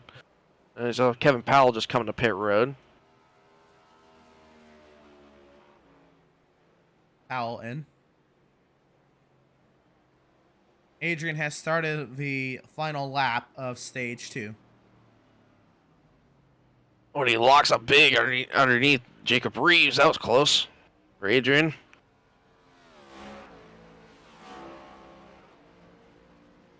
Now, from looking at my scoring, I don't know if it's the same for you, but Jeremiah Stutzman would be the last car to get stage points. But he hasn't pitted yet, is the question. Yeah, that's going to be interesting if he can make it all the way around. Spun out, which is Oh, I see smoke in the kink. I don't see anybody going off, though. Powell is in the pit lane for the long haul now. Here's Adrian. And off the infield, who turned 6. Put a lap on Adam Gardner for 9th. Or who's in 9th.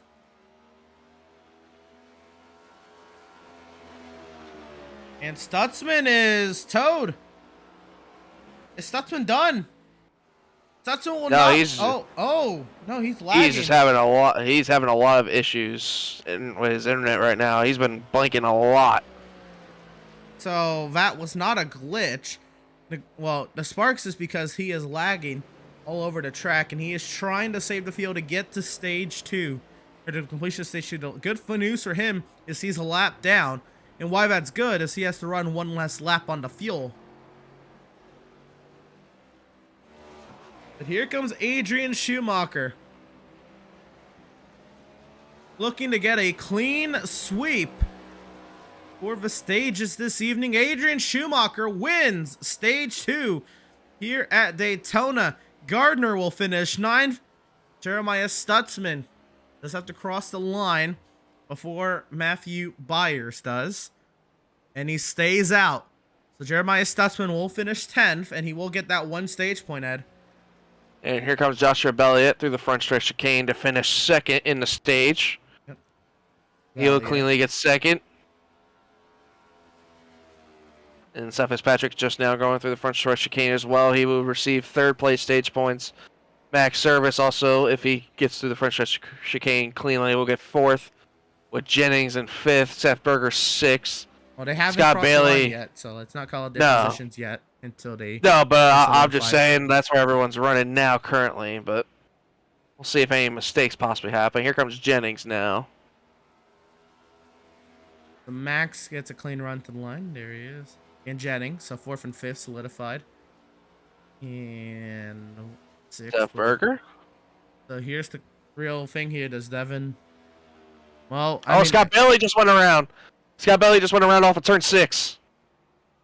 He keeps it going though. That's huge. I think he was lapped in that exchange. Devin Smith has yet to end stage 2. There's Devin Smith. Off of NASCAR 4. And into the front straightaway chicane, right in front of leader Adrian Schumacher. So now this is interesting. Where's Bailey scored at the end of lap 23? Where's he scored right now, Ed? According to me, it says he scored in 8th. So he'll get 8th. First car lap down. First, well, he was lapped. It says he just now got lapped. Okay, so. But now it's showing him in 9th. Well, yes, now he's in 9th. So.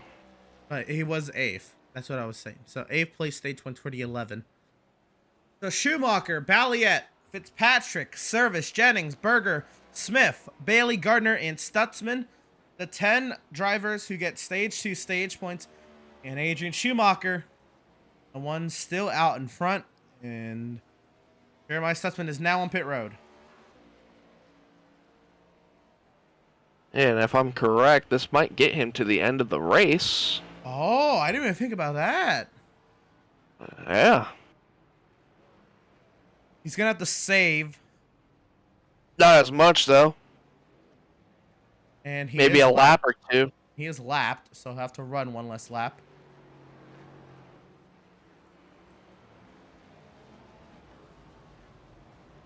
Maybe the plan is for Jeremiah to be the first car 2 laps down.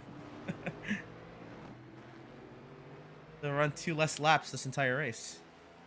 And for all those Kevin Powell fans out there in chat, Kevin Powell has taken it to the garage and called it a day. Oh, so no. I'm not really sure what happened to the 93.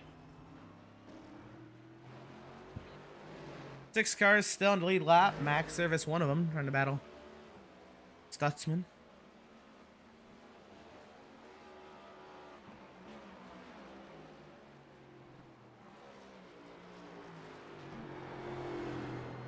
Adrian Schumacher, he is still running 53s.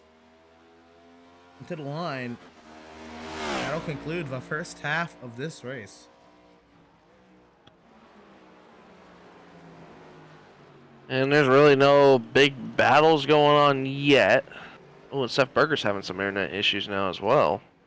Right, he had one blink earlier. Oh, he's having multiple now.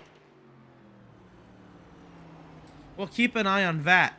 We're going to go ahead and step aside. We'll be right back with the action from Daytona. We're actually not going to go anywhere. We're going to be going Pit Stop TV side by side. We'll be right back.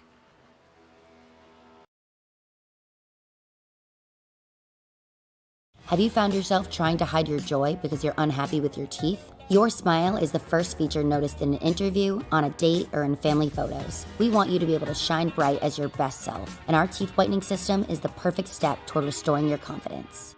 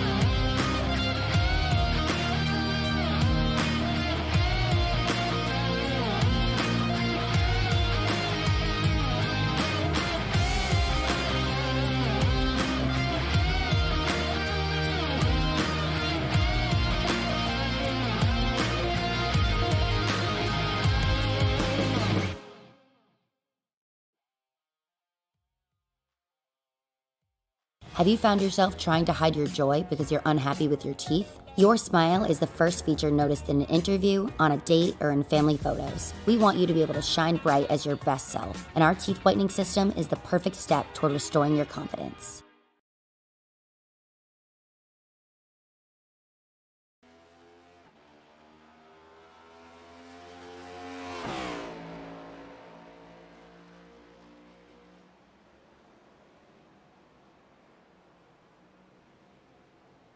Welcome, race fans, back to the virtual World Center of Racing here from the Daytona International Speedway.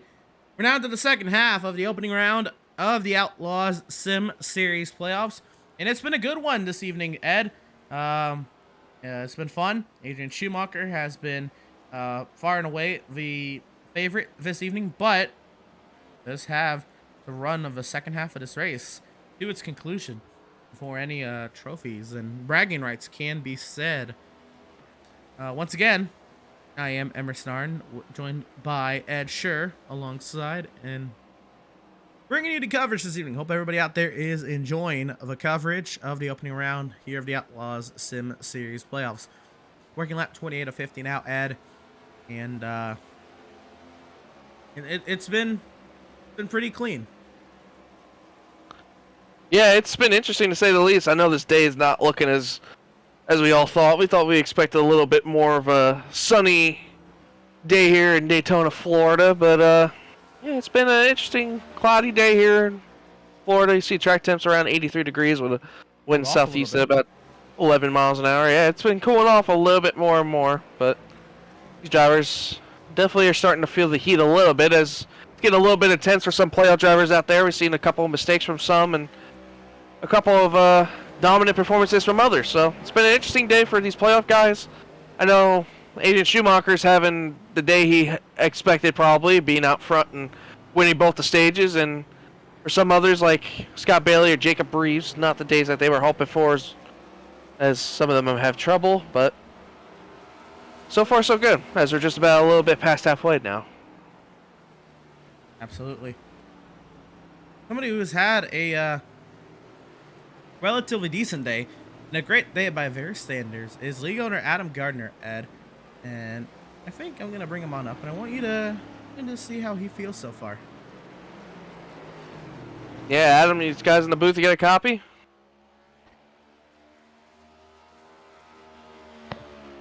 Yeah, I got you.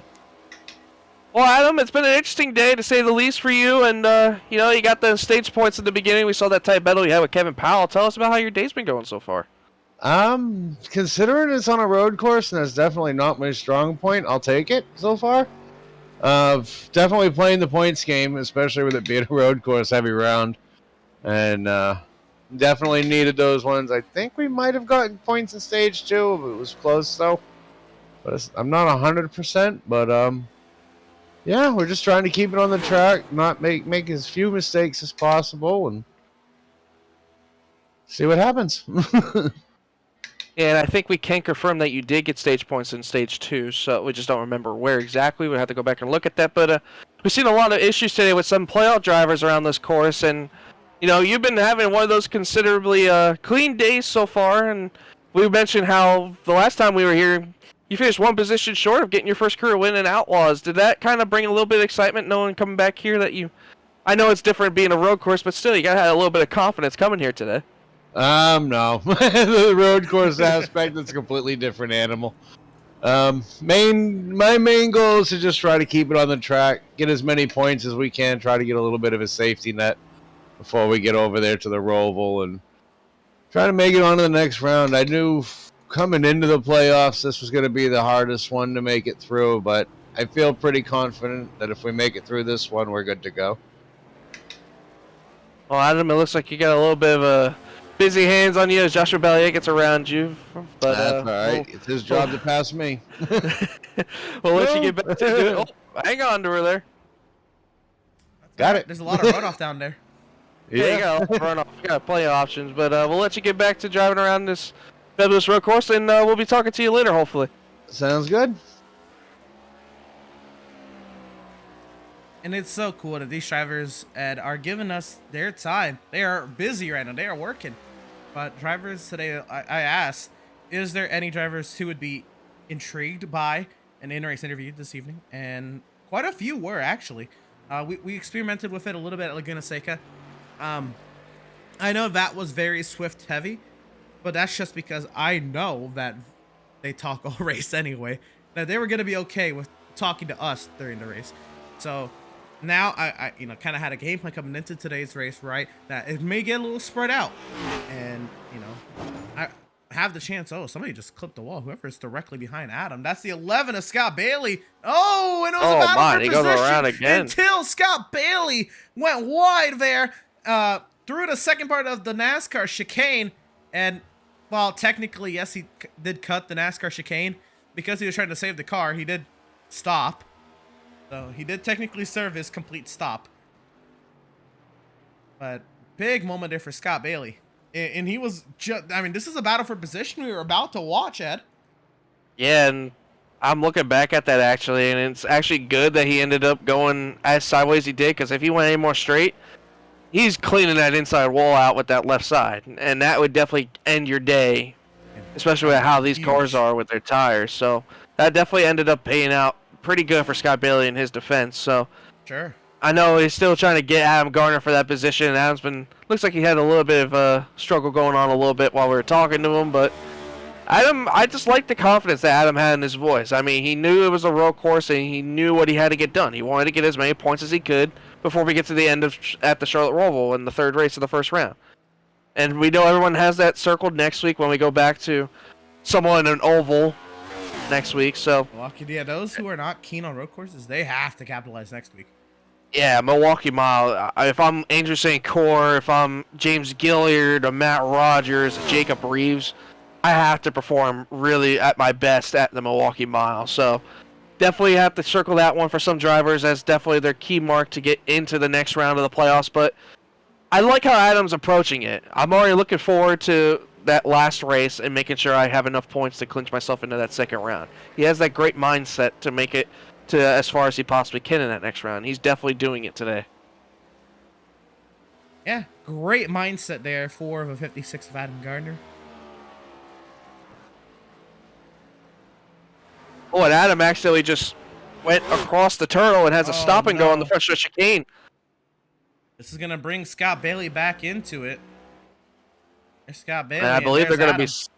They might be side by side almost going into turn 1 if Scott has a decent amount of run, but I think Adam's back on the gas just a little too soon to where Scott can't get there. Adam looks like he's struggling. I've seen him locking up the tire recently a little bit. So he's going to have to be careful about that. For Adam's sake, I think he can be okay, right? I think he doesn't have to push this too much. He's gotten his stage points, right? Now just finish the race. Yeah, absolutely. If he has to let Scott Bailey by, so be it. But he's already grabbed his stage points. Just bring him home. And the next guy that's going to possibly battle him is Matt Byers and Jeremiah Stutzman. They're both just going on the exit of turn 1, going into turn 2 now. I was going to say, but they have a little ways. Plus, they're starting to battle one another. Yeah. So you never know what's going to happen between those two. Plus, you might have that little bit of extra cushion. Don't let Scott Bailey be the one to breathe down your neck and possibly stress you out to him doing anything. Right. And plus, you got Steph Fitzpatrick and another lap car and Jacob Breeze just behind. So you got really no pressure if you just let Scott go. Right. But how great would that be a confidence boost if Adam can duke it out with Scott Bailey and, get the best of him, on a track type that he's not confident in himself in. Absolutely. That would be a big boost confidence. Oh, Seth Berger has an issue. Uh-oh. I'm watching him through the kink right now. He's really slow. There's some Does left he have a front problem? damage. That machine. Oh, I think he did again. I mentioned when we were side by side that Seth went off in turn 1, and this time he definitely did. And oh man. Well, let's see what happened. Oh no, and not turn 1. This might not be good. This is turn 3. This is the Turn international 3. horseshoe. Excuse me. Here's Seth Berger. And he had trouble when we were side by side going into turn 3, just driving in a little too deep. Berger Nation. Oh, he locks it up there. Oh, and he hit the guardrail, not even the tires.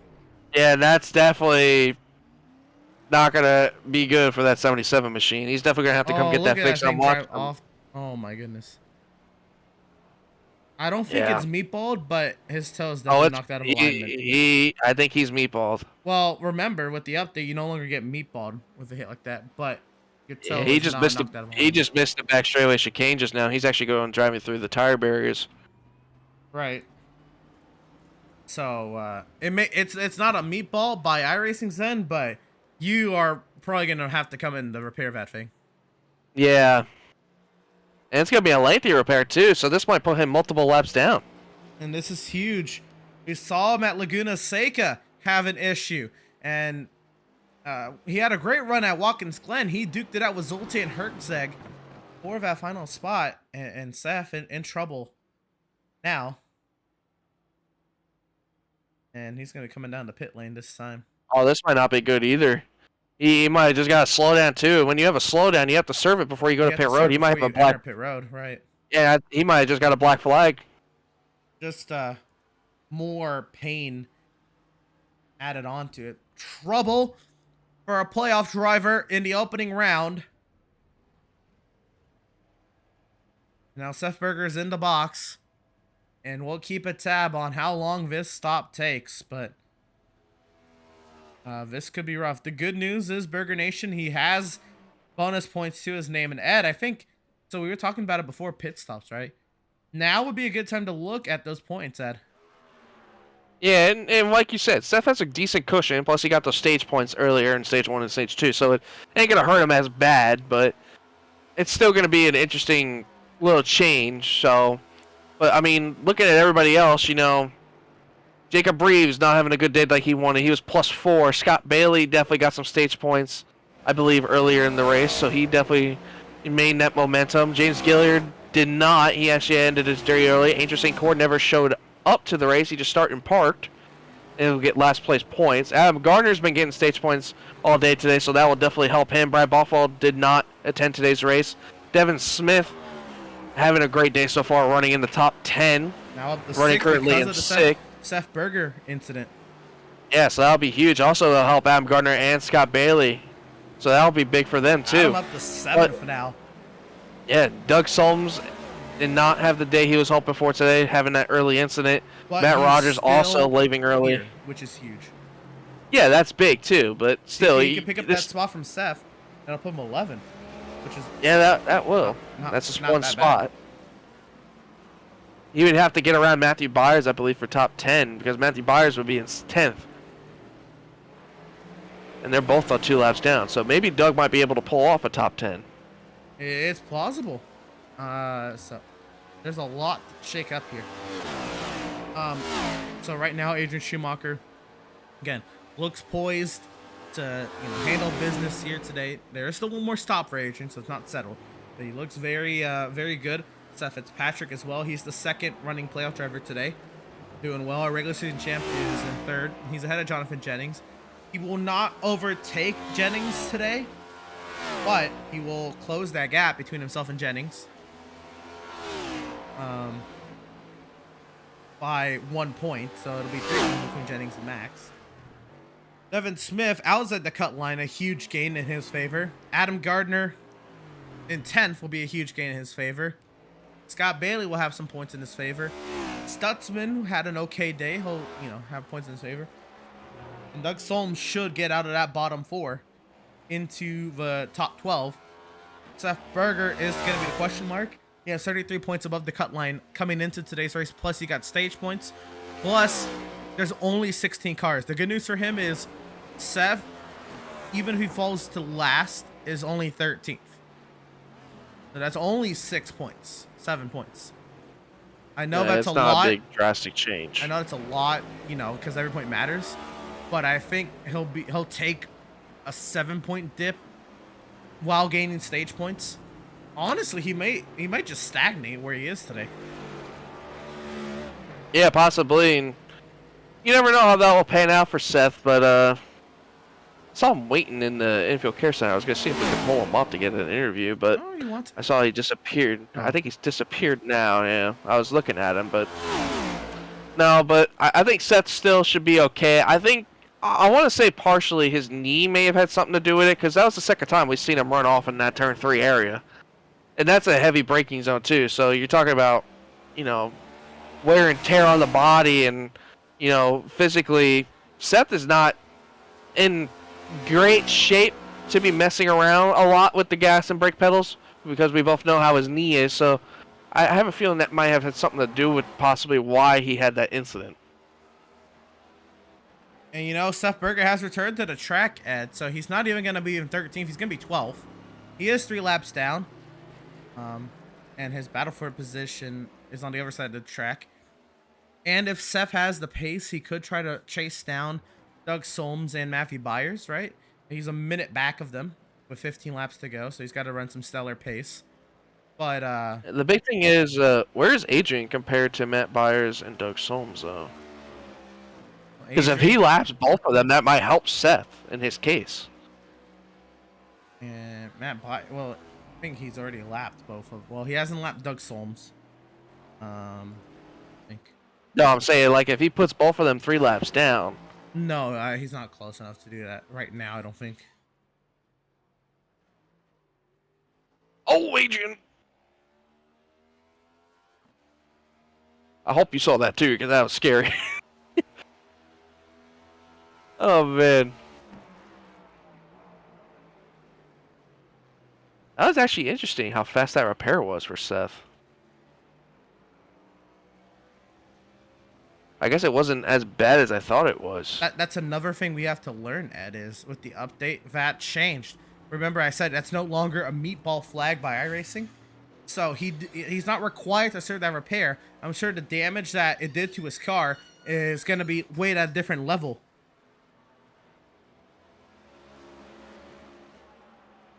Yeah, that's something we're gonna have to learn as we move on with this car. I mean, we're going to have a lot of changes made to this car. I definitely know that for a fact. This ain't going to be the last change that we have, so I think it's going to be something new all the time. change this season, but yeah, we're going to continue to learn more and more about this car, Ed.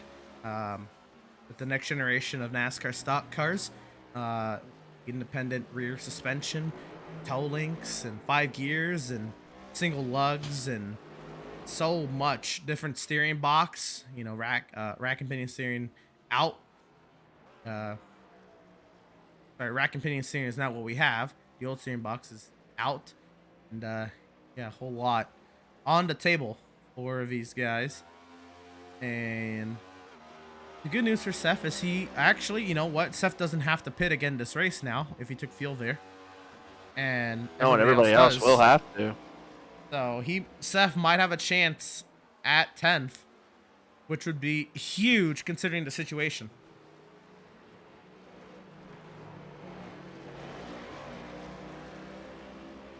Yeah, it'd be interesting to see how much time he can make up though between Doug Holmes and Matt Byers. As I think Matt Byers still needs to pit one more time. We saw him pit early in that first beginning couple laps. And I don't know the last time Doug Holmes has pit. I believe Doug. Let me check real quick. I believe Doug. It'd all be on the similar pit cycle. They all can't make it to the end of the race. That's what we know. Other than Stutzman is the only one who's maybe playing with that. Everybody's gonna have to come in for a splash.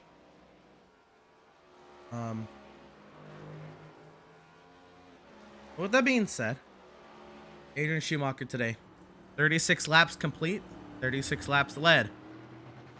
He has not lost the lead. It's as simple as that.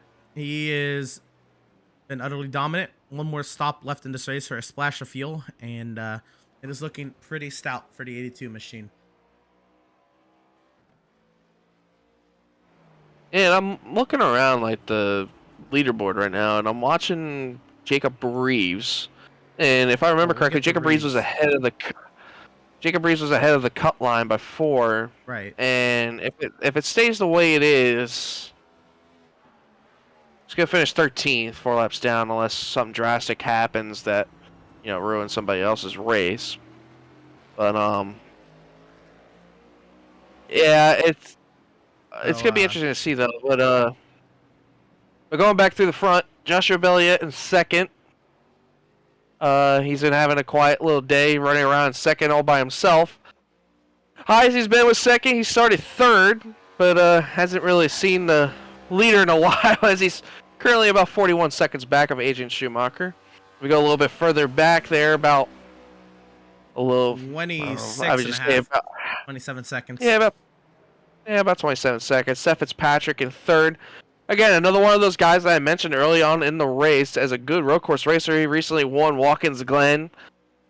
Definitely can show that he definitely has a road course expertise. So, a great day for Seth Fitzpatrick. Great stage points all around for him.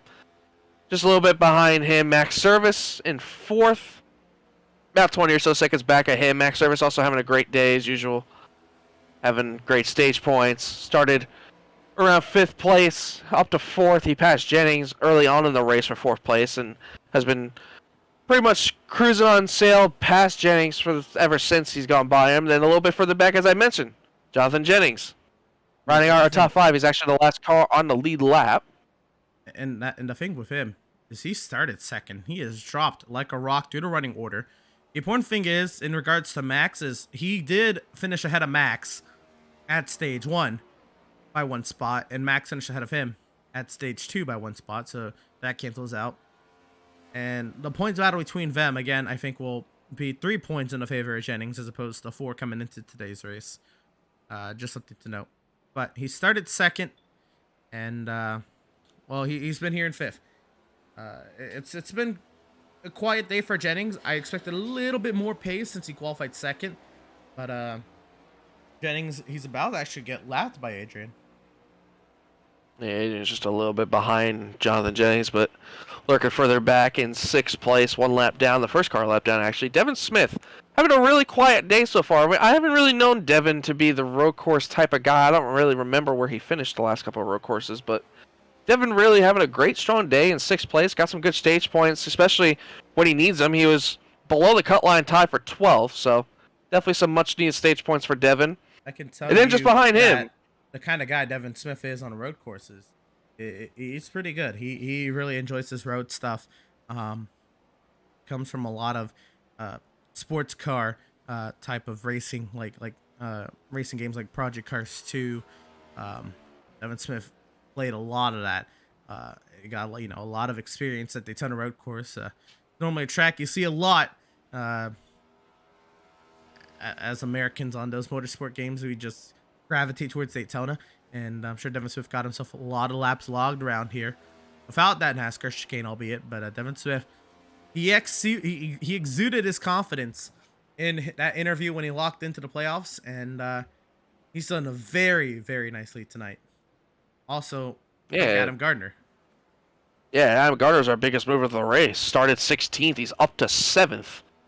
What a run for this 56 of Adam Gardner. I know he's not what he was hoping for, being at Daytona. I know he probably wanted to rather go to the Oval because he almost got that win last time we were here at Daytona. But overall, it's been a great stage point day for Adam. We talked to him earlier. That was his biggest concern. He wanted stage points all day today because he was worried about how it was going to be in race 3. As we actually see him coming to pit road right now to make his last stop and final stop of the day to make it to the end of this race. But overall, still a great day for this 56 machine. Intriguing to see Adam coming in on lap 39. And is it going to be no tires for the 56? Stop short of the box a little bit. And it'll be fuel only for the 56 machine. Let's go and catch up with the 11. With Scott Bailey. He's had his dips today. But he's kept this car inside the top 10. Yeah, he's kept it inside the top 10. Had a couple of iffy moments where he had a couple of spin outs, but overall, still a great day for Scott Bailey. I know he's probably saying the same exact thing, And as much as it wasn't a clean day for him as well, it's still a great top 10 no matter what for this 11 machine. Absolutely. Good run inside the top 10. Looking to see if we can hold on to that. Jeremiah Stutzman is right behind Vo, and it's going to be a hard one to deal with here in this battle. What is now 7th was the battle for 8th, and I'd imagine they're both going to have to pit. Stutzman trying to save some time on that pit stop. And think about, Stutzman going long on that first pit stop, Ed, and he'll have to take less fuel or spend less time. He might just save the fuel. He might, You never know. But we'll have to wait and see because the strategy might pay out. If anything, I wouldn't be surprised if he did that kind of strategy, knowing he can possibly gain some spots. I mean, just think about it. The first car lap down is in 5th, and he's running in 9th. So he might be able to gain some spots if he does that kind of strategy. Scott Bailey's just a little bit up the road from him. So is Adam Gardner. Devin Smith's just going into turn 1 now. I think the most he might be able to get out of it is maybe a 7th or 6th place finish. So that would be interesting to see if Stutzman does go off with that bang. But how about the guy running out our top 10, Emerson? Matthew Byers with a quiet little run. We haven't really talked much about him today. This has been something else. Yeah, it's been interesting to say the least. And he's the first car 2 laps down, but Doug Solms is the other one. But Matthew Byers, he's new to the series, and of course, trying to get as much time as you can on these tracks because I'm hoping to see him run full-time next season and compete to possibly make the playoffs next season. But still, though, he's getting experience running with these guys on this track, which is great for some newcomers like himself. But to have a kind of top 10 day at a Daytona road course and, be back and forth with some of, the playoff drivers. He had that moment with James Gilliard. He had a couple moments with, I believe, Jacob Reeves, and he's been doing good today. It's been quiet, but other than less, a top 10 is still a good day for this 94. Absolutely. Bearing the mistakes he's made today, this is a pretty good day. And Seth Berger, he has parked it. He's actually pulled it to the garage. Yeah, he's in the garage. Because I thought he was going to be able to continue on. But the leader has come and left the pit lane already, Adrian Schumacher. And now Joshua Balliet is in, making their final stops. And this will be the final stops of the day for these drivers. It should be only a fuel-only stop, bearing otherwise, but we expect Joshua Balliet here to just be pulling into his box to take a fuel-only, get all 4 tires in that box. No mistakes here, just take fuel-only, possibly a splash and go, and be on your way. Adrian was in the box for 9.8 seconds. Josh was in there for 7.2 seconds.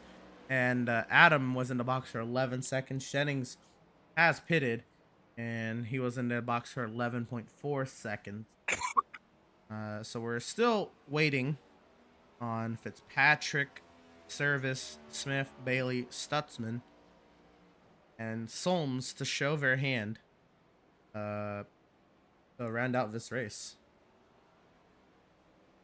And Scott Bailey and Jeremiah Stutzman are really close right now. Something must have happened to Scott Bailey. Jeremiah is all over the back of the 11 right now. Well, we saw they were close, right? And Scott Bailey's had his slides. He might have just worn out the tires, and Stutzman's taking better care of his stuff. Now, this would be interesting. Is Scott Bailey possibly going to pit next time to maybe undercut the 71 to make sure he's still out front? Or does maybe the 71 do like what we mentioned earlier, being, you know, that last car that kind of pit on lap 25, possibly just save the fuel and just run it the whole way? It's going to be close. I mean, he would have had to been saving the whole time and still maybe continuously saving little by little, but it'll be interesting to see what happens between these two. How hard is Stutzman pushing for this position? Right on board.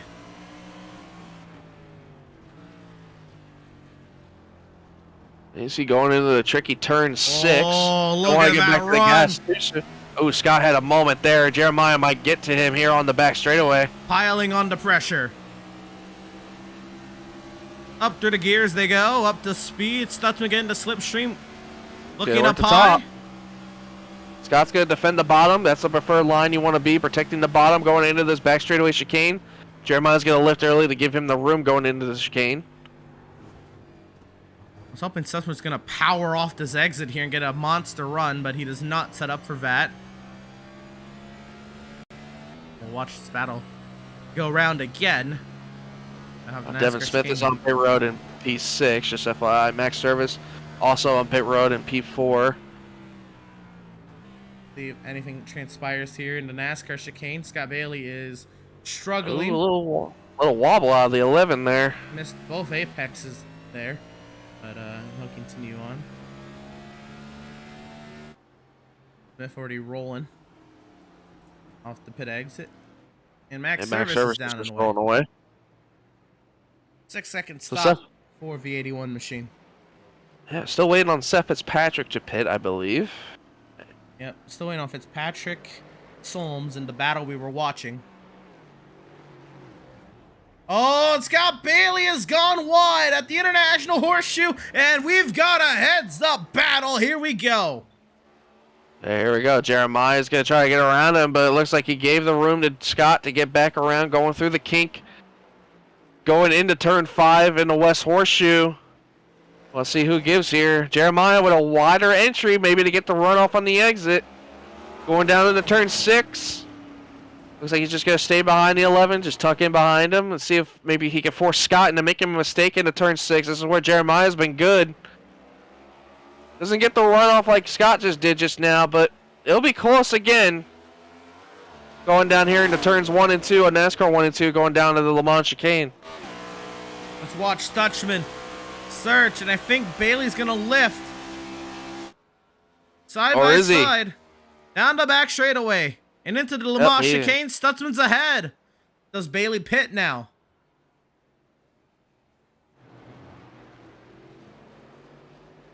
A great pass by Stutzman there. That's good. Great stuff. Like you said, though, do we see Scott Bailey possibly pit here after being overtaken by that 71? Do you maybe just come get your fuel and know you can make it to the end here? Seth Fitzpatrick is in. Seth Fitzpatrick in, our third place runner. Grabbing fuel only. I'm going to keep my eyes on Scott Bailey. He's just coming out of the chicane. Yes, here he comes. He's coming down the pit road now.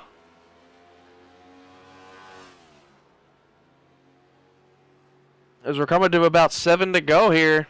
Maybe a tactical move to pit behind Stutzman, so Stutzman can't react as easily to the pit stop. If Stutzman is going to pit. 5 seconds in the box and down and away. Remember, Ed, you know, the drivers who pitted early had to take more fuel. The later and later we get through that first pit cycle of stops, the smaller the pit times are. Oh, and he bounces it off the wall! Oh, that might hurt his time there. That might help Stutzman big time.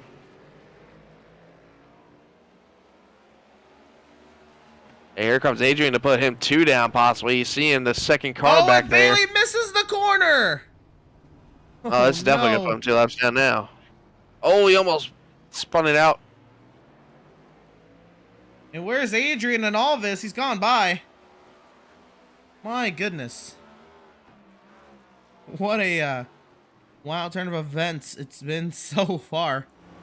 Now, if I'm Stutzman, I'm just running a good race right now. I mean, I know he's probably not going to be told that the 11 had as big of an issue as he did on the exit of pit road, but still, he just needs to be clean. Discord. I wonder if that has been shared. He might have.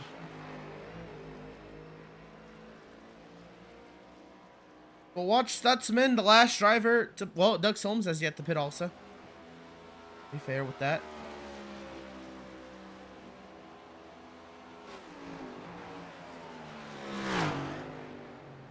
Stutzman's actually gaining on Devin Smith just in front of them up the road. You're right. And if Stutzman can make it to the end, what would that do in this battle? If he saved enough fuel and can make it to the end without stopping right now, that would be huge because I think he definitely has the pace to catch Devin Smith. We'll have to wait and see, but it has been something else.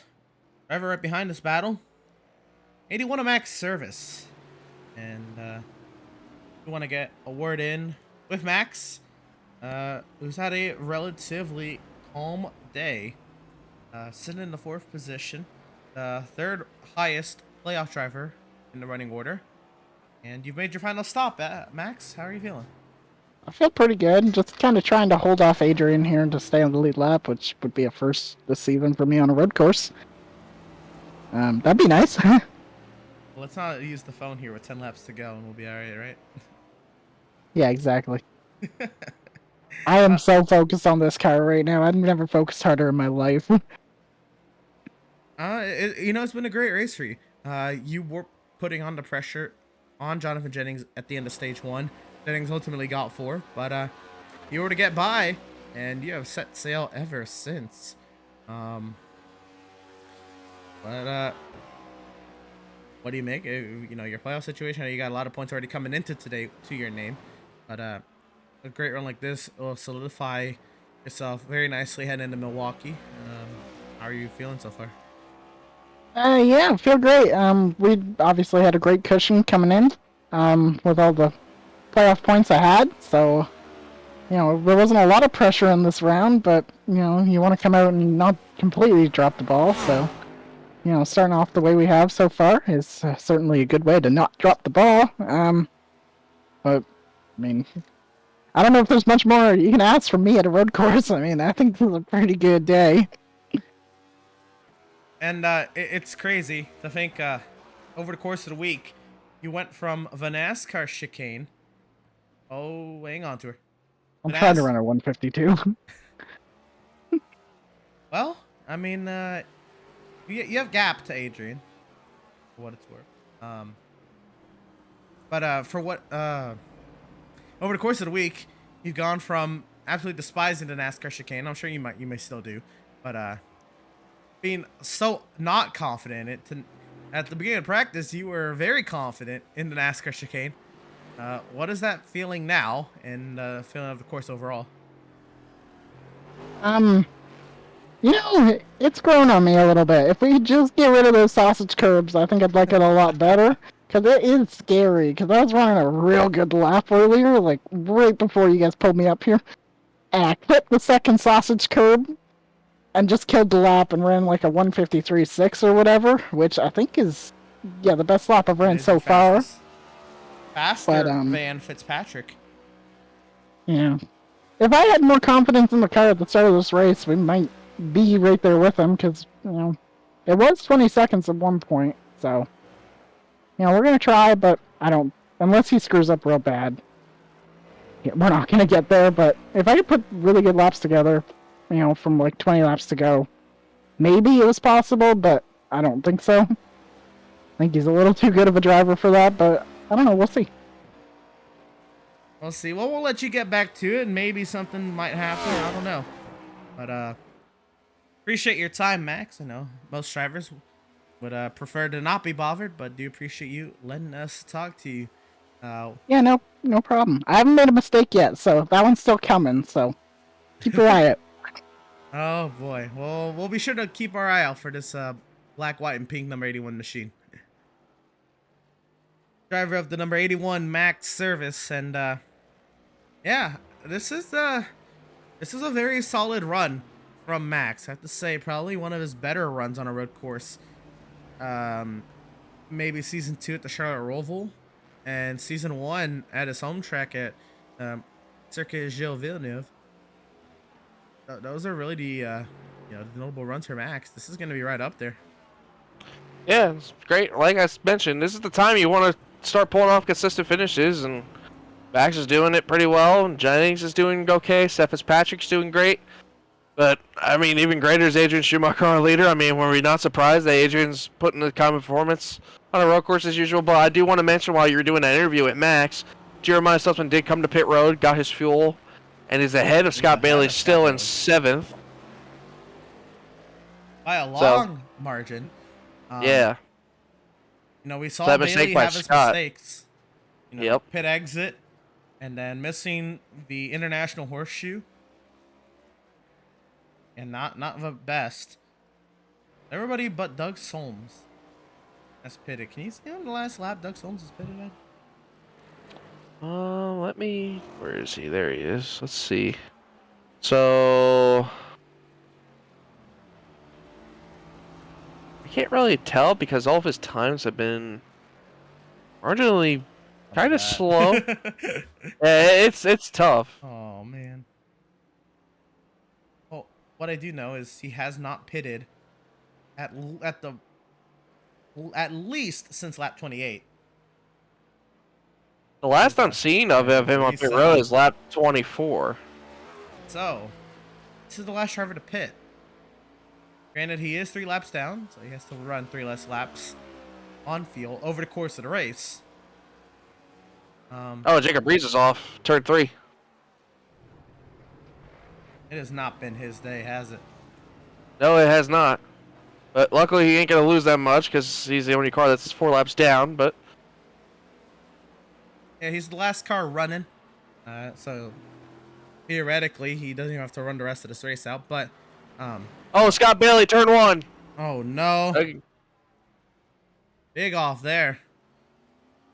And now you might be looking at how inviting is this to a driver like Adam Gardner.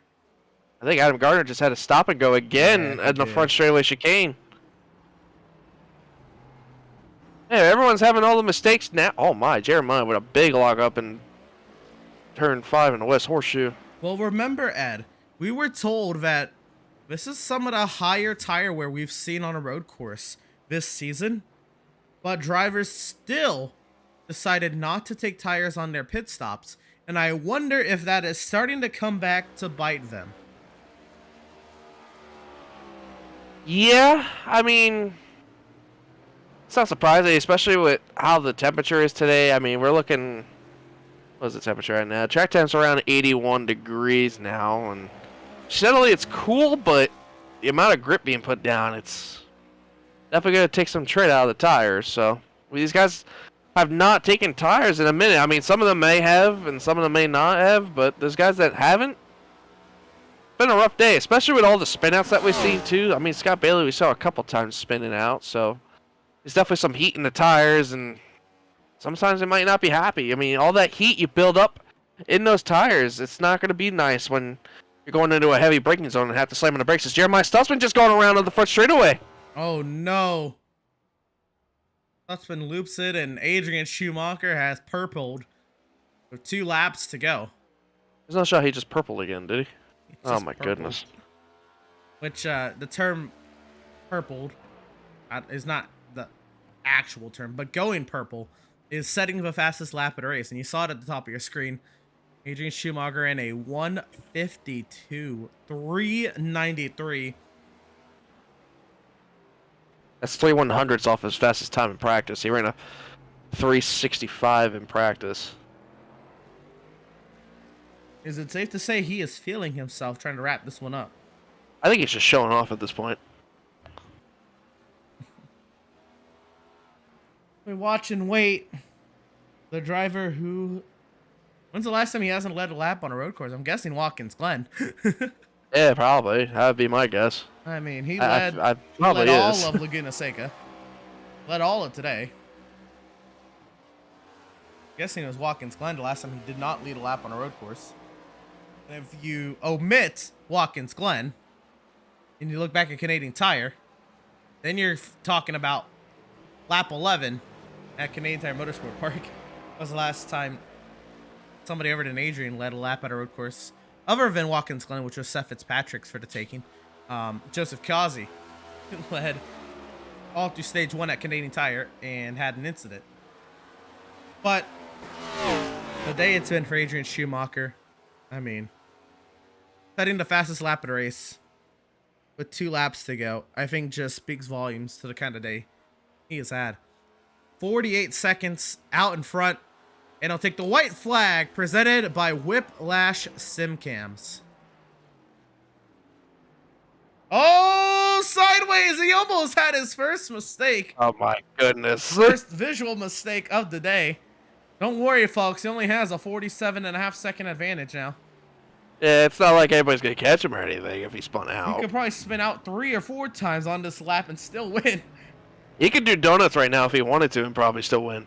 Oh, how toxic would that be to do donuts like in the NASCAR chicane before winning? See a lot of smoke in the horseshoe. Somebody must have gone off or had a big lockup. As I say that, Adrian has a lockup going into the horseshoe. Oh, that's Devin Smith up the road. For the most part, positions solidified, and Doug Solms gonna go by this pit lane one more time before taking the white flag. Little off the pace though. He is running 2:10. This is a very slow pace for Doug Solms. I hope everything's all right. He might be just on a Sunday cruise. This might be his fuel-saving tactic, to be fair. Maybe. Oh, He's you been know running what? about a 2-second bracket. He's in 5th gear. This is his fuel-saving tactic. Oh my goodness, that's amazing. Oh, here comes Adrian out of the Yep. turn 3 and 4 oval, coming down to the front stretch chicane. Devin Smith, he just goes on by him and lets him let get him on lap. through. He doesn't want to do another lap. But here comes Adrian Schumacher. In dominant fashion for the 3rd time this season, and he's gonna lock himself into the next round of the playoffs. Adrian Schumacher wins at the Daytona road course. Talk about a way to lock yourself in the next round. Just talk about by waxing the field, literally. Yeah, tune into the post-race show to see who finishes 2nd. Yeah, just wait. We're going to be there in a minute. Hold on. Joshua Valiant, though. Very nice day for him as well. Absolutely. The confidence level was not high at all entering practice. And he showed that he was able to put something together today. That'll be a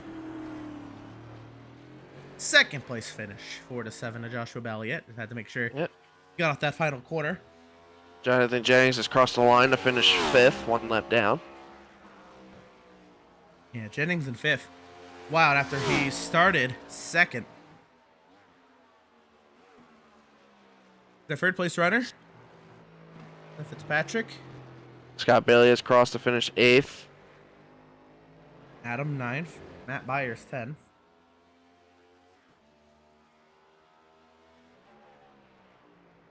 Doug Solms coming through the NASCAR chicane, and he throttles up under power. It's a little sloppy, but he does do it on a 1-stop. Very impressive. Oh yeah. 11th too with that. Well, Seth Fitzpatrick finishes 3rd, and Max Service. It was remember he said he was back by 20 seconds. It ended up being a 3-second margin between Max and Seth Fitzpatrick. And if I'm correct, I believe everyone has crossed the start-finish line now. Everyone has now. And here comes Adrian's teammates. As I'm seeing a lot of people just full throttle it through the back straightaway chicane, taking flips, and Jonathan Jennings is going end over end right now. Oh my goodness! That's what I'm saying. He just went end over end.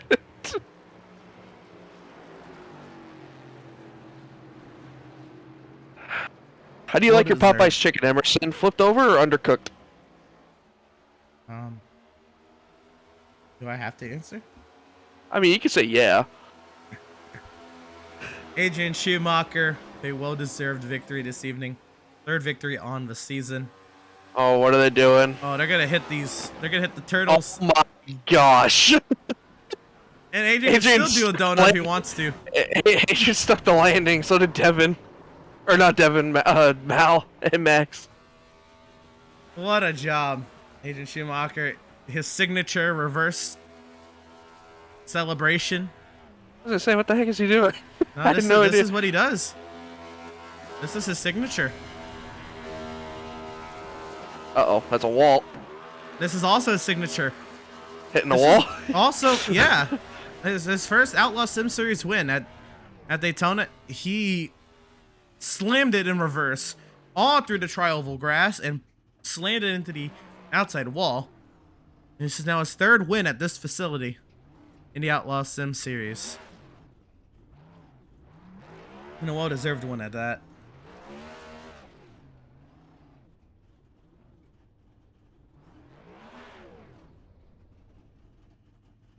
And El Parker up, and I think that is our cue to bring on up driver of the number 82, Adrian Schumacher. Adrian, you now have led 105 consecutive laps on road courses. This time, this locks you into the 2nd round of the playoffs. Absolutely on a Sunday drive there. I say that, but you went purple with 2 laps to go. Was it safe to say you were feeling yourself today? Yeah, that was probably my best performance ever, topping off. Better than Laguna Seca. Wow. Well, there you go. I mean, he said that was your best performance at Laguna Seca, and this was a good one for sure. This shows your muscle, of course. Getting your 3rd win on the season, more bonus points to your total for the next round. Plus, you're locked into the next round, which has a couple wild cards. So now you got your first one done. I'm sure you're still looking forward to win at the Charlotte Roval, but if we can look past that for a second, what are you looking at now that you're into that 2nd round? Well, this is gonna be. I'm gonna repeat this from last year. Seems like pretty good tracks for me. If the win's the option, yeah, but we're gonna aim for podiums and try to point our way in. There you go. I know you are very much looking forward to Darlington.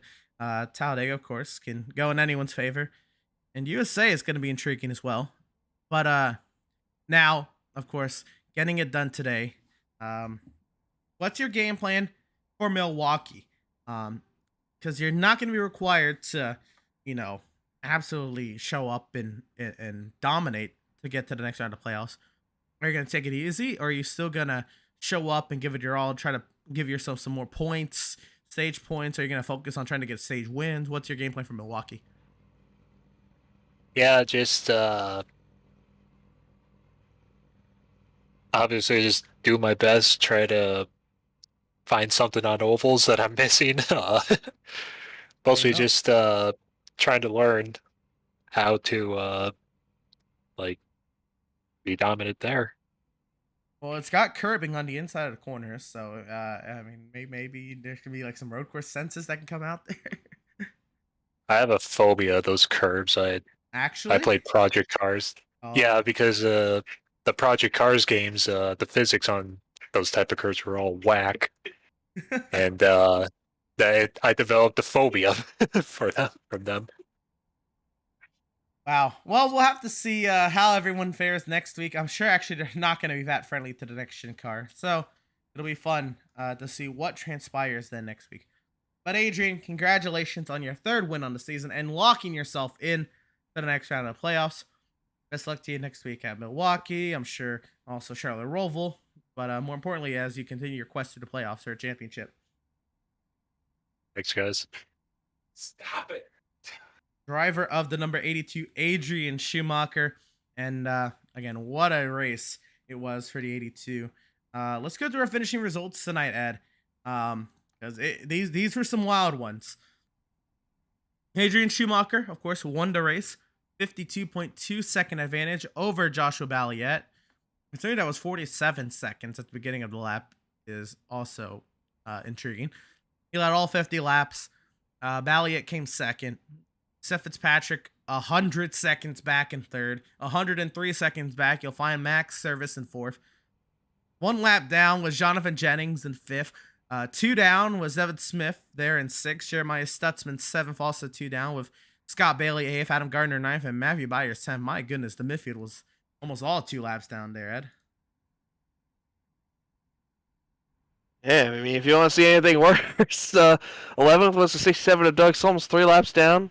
Still had a great recovery on the fuel saving strategy. 12th was 22 of Jacob Breeze, 5 laps down, who was the last of the ones to finish the race. And then everybody else that was in the garage for the night, 13th, 77 of Seth Berger, who had that issue in turn 3, who just couldn't recover after that, finished just 13th, 15 laps down. 14th, the 93 of Kevin Powell, finished just 29 laps down. 15th, 33 of James Gilliard, 42 laps down, who had an early incident with Matt Rogers, who finished the 16th, 50 laps down. 17th, Sam Borden. Yeah, that's everybody who started tonight's race. There's a bunch of drivers who did not take the green flag tonight. Notably, Andrew St. Cord, the one playoff driver who did not take the green flag this evening. We're going to go ahead and step aside real quick, get a message in from our partners here at Pit Stop TV, and we'll be right back with more post-race coverage here from the World Center of Racing.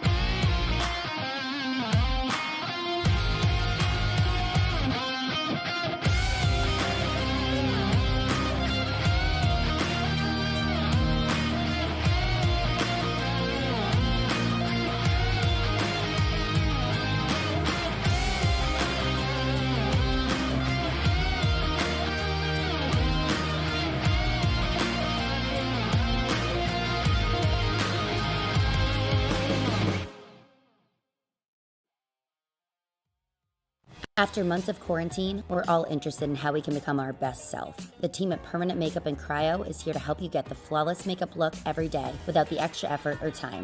When it comes to your appearance, you deserve the best care that money can buy.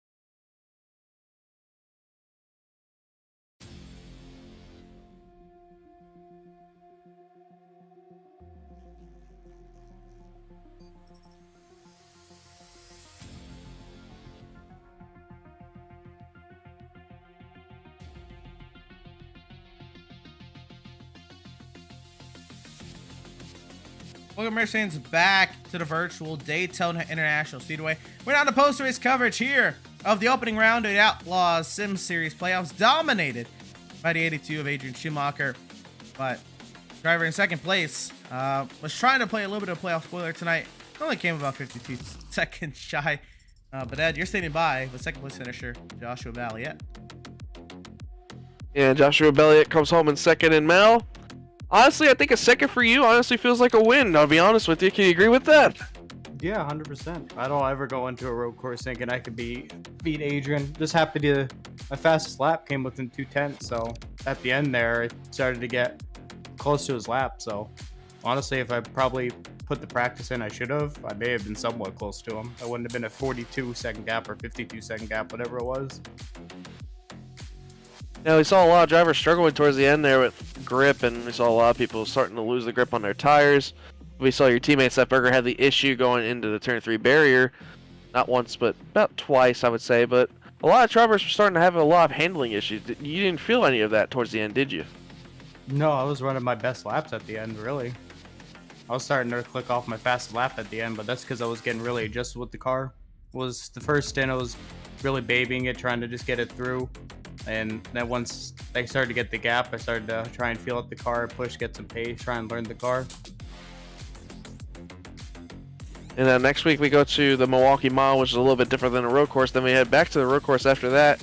How do you feel about your favorite track at Milwaukee Mile, possibly trying to get a win there? 100%. Anytime I'm going to Milwaukee, doesn't matter the car. I'm looking to go win it. All right, I'll have to put you down for my DraftKings as possibly to win the bet there. So I'll have to see how you do in Milwaukee Mile, Mal, and congrats on your second place finish, and we'll see you next week. Yep, thank you. Second place finisher, driver of the number 7, Joshua Balliet. Now, we don't have third place finisher Seth Fitzpatrick, but I do want to talk to a couple playoff drivers who did fare pretty well tonight, Ed. And the one I'd like to talk to is driver of the number 95, Devin Smith. Ends up being a 6th place finish for you tonight, Devin, but a very nice run through the field. I know you had a very small mistake early, but after that, you steadily worked your way through the field. You kept it on track, and you told me when you locked into the playoffs at Phoenix, you said, quote, "I'll be fine in this first round of the playoffs with the multiple road courses." So, one of them down, a decent little run. How are you feeling about it? Feeling pretty good about it. Had a couple more mistakes that you guys probably didn't see, but other than those, we're pretty good tonight. I don't quite know how playoffs is gonna shake out for the next round because I'm not gonna be able to race the Roval because I'm out of town that week. So it's probably gonna be very close, but hopefully we're in. I don't know. We'll see how next week goes. Well, with that being said, I guess then you're going to put a lot of emphasis in having a good run next week at Milwaukee to offset not being able to run the Charlotte Roval. So what is your game plan, if you have one yet, on how you're going to attack the Milwaukee Mile? Not wreck, like I do usually every week in this car. I don't know. We'll figure it out. We got a whole week to prep. Yeah, I don't know. I guess we'll just find out. Well, I guess we'll have to see. Overall, how do you feel about bringing it home in the 6th position? Oh, feel great. Car ran good all night. Shout out to Schumacher for the setup because he just makes brilliant road course setups. It's a shame I won't get to use it at the Roval, but yeah, that's unfortunate. But overall, we did pretty good, and I am happy with the result. Although, to be fair, I probably should have finished one position lower if Berger didn't crash out or whatever happened to him. Part of it. But nonetheless, a great run for you tonight, Devin. Hoping that you're able to work out the math and get yourself a nice run at Milwaukee to hopefully offset yourself for the Charlotte Roval, missing the Charlotte Roval. But we'll have to see. I guess we'll just have to wait and see. Congratulations on the 6th place finish tonight, and yeah, best luck to you in the coming weeks. All right, thank you. driver of the number 95, Devin Smith. And I completely, well, yeah. All right. I lost my train of thought there. But yeah, Devin, again, he exuded confidence on making it through this first round. That's going to put a damper on things so missing the show. We'll have to see how the math works out. Another driver who had a pretty good run tonight, despite all of their mistakes. Scott Bailey still spotted home with an 8th place finish, and you're standing by. Yeah, Scott Bailey, no matter what with the result, still a great race for Scott Bailey overall. The top 10 finish never hurts anybody. But Scott, you had those little bit of mistakes towards the end there. You know, we saw the little pit road accident you had on the exit that kind of cost you your time to Jeremiah Stutzman. You guys were battling hard there for that whole 8th and 9th position. But overall, you got to be happy with a top 10, right? Yeah, I mean, it was just a race of survival for me. I made a couple mistakes. That cost me a couple spots. And I was just happy, honestly, to get some stage points, finish top 10. I knew I didn't have the fastest car going in, so happy to at least bring it home, not in pit lane. And not only were you the only driver worried about stage points, but you guys were focused on getting stage points, as you mentioned, the whole night tonight. Now, was that whole focus just basically trying to build more confidence as you guys could probably go to a more comfortable track like Milwaukee Mile next week, knowing that we had the Charlotte Roval in the end of round 1? Yeah, I mean, these road courses with this particular car, they're tough. You really got to put laps in, get comfortable with these cars just because there isn't a ton of grip there. So you got to find some mechanical grip, but just putting laps down really helps you build that confidence. So I was, from the jump, I was not focused on trying to run the fastest lap every lap. It was just trying to stay consistent, keep all 4 tires on the track, and hopefully get some stage points, which we did. So I'm pretty happy with that. Now I'll ask you one more time about the Milwaukee Mile, since we go there next week, and you know there's a lot of drivers that have that circle to be their one track that can definitely get them punched into the round 2 to make it to the championship possibly in the end. Do you have that circle to possibly be your make or break to make it in that second round, or are you that confident that you can have good runs at both Milwaukee and the Charlotte Roval? Yeah, I don't think I necessarily need to win there. Part of the goal tonight was to set myself up where I didn't have to win. You know, make sure I got some decent points to get a good separation from the bottom 4, to where, you know, just running a good solid race would be able to keep that distance between those drivers. So yeah, I would definitely, I'd love to win, punch that ticket automatically, not have to worry about the Roval, but you know, those are hard to come by. So just trying to set myself up for getting to the next round. Well, Scott, congratulations on your top 10, man. On Exalta Chevy looked great tonight, and hopefully it'll look great next week when we go to Milwaukee Mile. We'll see you next week, man. Yeah, I appreciate it, guys. Have a good night. That was driver of the number 11, Scott Bailey. And again, a couple playoff drivers who did have great runs tonight. And we looked at the finishing results at, obviously, Seth Berger, the notable driver that had a big incident today. Luckily for him, he only dropped 7 spots. Again, 7 points is a lot when it's a 3-race championship, right? Well, you know, these little 3-race rounds are 3-race championships essentially. But what it could have been, this was earlier in the race, or if this was a bigger field. I think Seth, he, you know, unfortunately he didn't, you know, get away with it. He actually did return to the track, so I was actually shocked that he wasn't able to finish the race out, because he did return. Maybe the damage was still lasting there. I don't know. But yeah, I think dodged a huge bullet, if you will, as we look at what's coming up here, the Outlaws Sim Series. Hey, look at the schedule. I mean, Milwaukee Mile next week, and then the Charlotte Roval to end this kind of crazy, chaotic round 1. I mean, tonight we saw exactly what we expected. I mean, chaos for some playoff drivers and brilliance from some others. I mean, that's how it's going to be on some of these road courses. And luckily, we get 2 of them in the first round, Emerson. I mean, we got the Charlotte Roval to end this round 1. The Milwaukee Miles next. We'll see them next week. But then that round 2 is where it gets tricky. Absolutely. Lakeland, Florida's USA International track that was drilled into our heads in rookie oval, our rookie class races in the oval iRacing series and all that. How we, a lot of us had to get to this point. That's gonna be a fun track to go back to. Somewhere I think 225 laps. Talladega, that's gonna be a long Talladega race. It's gonna be mentally taxing once they're out of trouble. I think it's like 110 laps. And Darlington is gonna be a beefy one. That's a 250 lapper. That is going to be a physical and mentally draining race at Darlington. Very tough second round to stay alive in and control your own destiny at Talladega. That third round, though, Ed, you get a little bit of I guess normalcy when you look at the Homestead Miami Speedway, but then it's chaos to the end. With another super speedway at Atlanta, North Wilkesboro, chaotic little short track, and Richmond as the finale.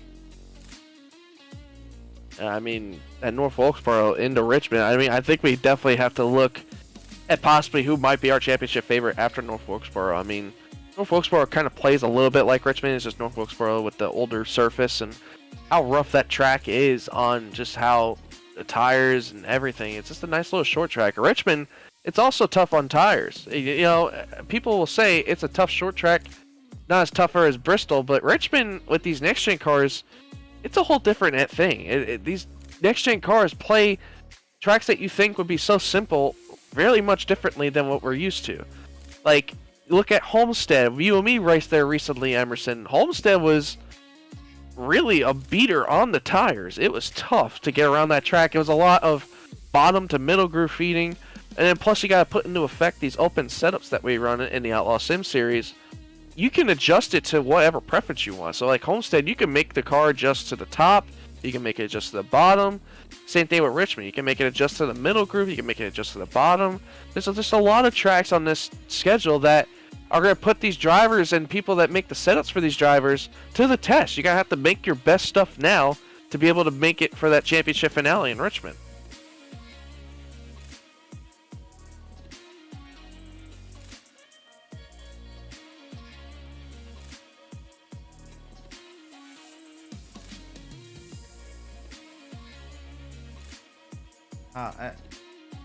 Yeah, the cream does rise to the top, and again, those who rise to the occasion can be the ones that we look at to potentially be the ones crowned champion there at race 36.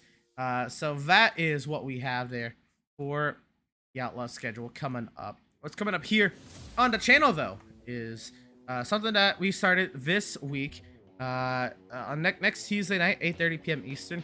It'll be back. Virtual Racing School Advanced Legends Cup. Yes, that is the official iRacing series for the Legend Coupes here on the Sim. And Andrew Cardinale IV, Zach Murtis, they'll be bringing you coverage from top split of the official iRacing Advanced Legends Cup. Again, presented by Virtual Racing School. You won't want to miss it. And if you are somebody who loves those Legend Coupes and you've been wanting to get on Pit Stop TV and the Pit Stop TV race, head over. And, you know, if you got the iRating to make top split, you know, give it your go. The Advanced Legends Cup, they'll be at Lakeland, Florida's USA International. Probably a good time to take notes if you're one of these Outlaw Sim Series drivers, because they'll be heading to the Milwaukee Mile this week at 7:30 p.m. Eastern time for the second race of the Outlaw Sim Series playoffs. But USA International is coming up in a couple weeks' time as well. And then Sunday night, next Sunday night, right? So, yes, next Sunday night is the Superior Class Auto Racing Series from the Charlotte Roval end, and that's another thing that these drivers can take notes on, because the Charlotte Roval will be 4 days after that here for the Outlaw Sim Series. Yeah, I'm mainly looking forward to that VRS Legends Cup that we have going on, Emerson. I mean, you know me, I love my local short tracks, and I love short track racing. Those Legend Coupes, even in real life, they're a blast to watch. I know some people that live out there in that Charlotte, North Carolina area, they go to Charlotte to watch those guys compete and race around that little Charlotte little mile. But now they're at USA International, so that would be interesting. You know, USA with its long little straightaways that they have there. It's going to be interesting to see how that track pans out. We go to the Milwaukee Mile next week, Emerson. To be honest, I have no idea what that's going to be like. I haven't really driven a car around there before, so that'll be interesting. And the Radicals go to Charlotte.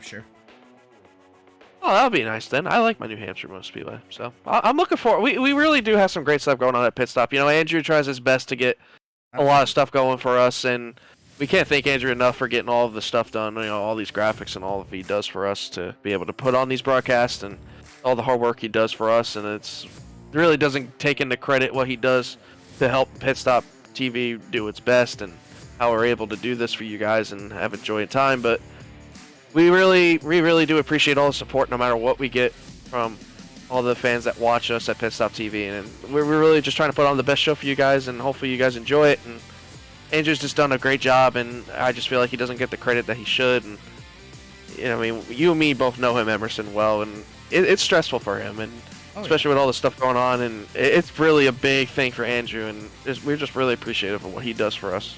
Absolutely. Again, let me preface it by, if you didn't know, this past weekend, Ed and I competed for Pit Stop TV in the Bragging Rights 2, hosted by RaceSpot TV, Electric Commentary. Again, it was a sim race for sim races and broadcasters alike.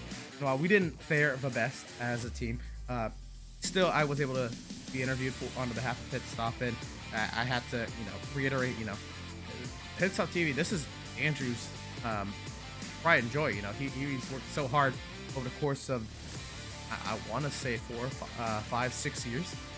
It really picked up in 2020. I was lucky to be a part of a huge part of that growth. While Pit Stop TV was a thing before, I made the transition to iRacing during COVID, right at the beginning in April 2020. And Andrew, he remembered me from Facebook groups and stuff like that. Haven't really talked that much. We did a few things back in the day, but invited me to be a commentator on Pit Stop TV, and Andrew continued to bring more and more series to the table. And we had such a great slate of races then in 2020 into 2021, and just continued to build as a channel. And it's been great. Again, all the work Andrew does for Pit Stop TV. I mean, it's his pride and joy. He wants it to do well. He gives us the tools to succeed, and we're just happy to be a part of it. With that being said, give us a follow. Like our Facebook page at facebook.com/PitStopTV. Follow our Instagram at pit_stop_TV. Our Twitter at pit_stop_TV_. Check out our Twitch at twitch.tv/pit_stop_TV. And our YouTube channel at youtube.com/pitstoptv1. Once again, Ed, a fantastic track, fantastic race for the opening round here, the Outlaws Sim Series playoffs. Final thoughts, leaving Daytona and heading to Milwaukee. I wish it was more sunnier. Yeah, but it wasn't very Florida sun-like. No, I mean, state, but it was Florida-like in the cloudy weather. Yeah, I mean, I was looking forward to some sun, man. I wanted, I gotta get my tan, man. I gotta get it going. But anyways, no, the race overall was fantastic. I mean, these drivers brought a great piece no matter what. I mean, it was chaos between some playoff drivers and non-playoff drivers, and Adrian Schumacher just showed us why he's just absolutely amazing at road courses. I mean, started on the pole and just led every single lap and just put it on in dominant fashion. I mean, showing us why he gets paid the big bucks to be paid for road courses and stuff, But no, all these drivers did a phenomenal job, and I know a lot of people definitely have next week circled as their chance to definitely go in and get some points and possibly even sneak out a win over some drivers. And who knows? Next week we might see a different winner. Maybe somebody else will be clinching their spot in the round 2. So we'll have to see as we go there. We will have to see, most definitely. Well, that'll do it for us here from the Virtual World Center of Racing here from virtual Daytona Beach, Florida. We're happy to have had you all here and tuning in and joining us for tonight's action, and we hope you enjoyed tonight's broadcast. For all at Pit Stop TV, I want to give a huge shout out to Ed Sher beside me on the mic. Again, it's been amazing to have on the call, and a huge addition to these Outlaws broadcasts, and I'm very glad to have him as a partner alongside myself, Emerson Arden. Again, we thank y'all for tuning in. We'll see y'all next Tuesday. Oh, yeah, this upcoming Tuesday night for Advanced Legends from USA International, or next Wednesday night for the Outlaws Sim Series second race of the playoffs from Milwaukee.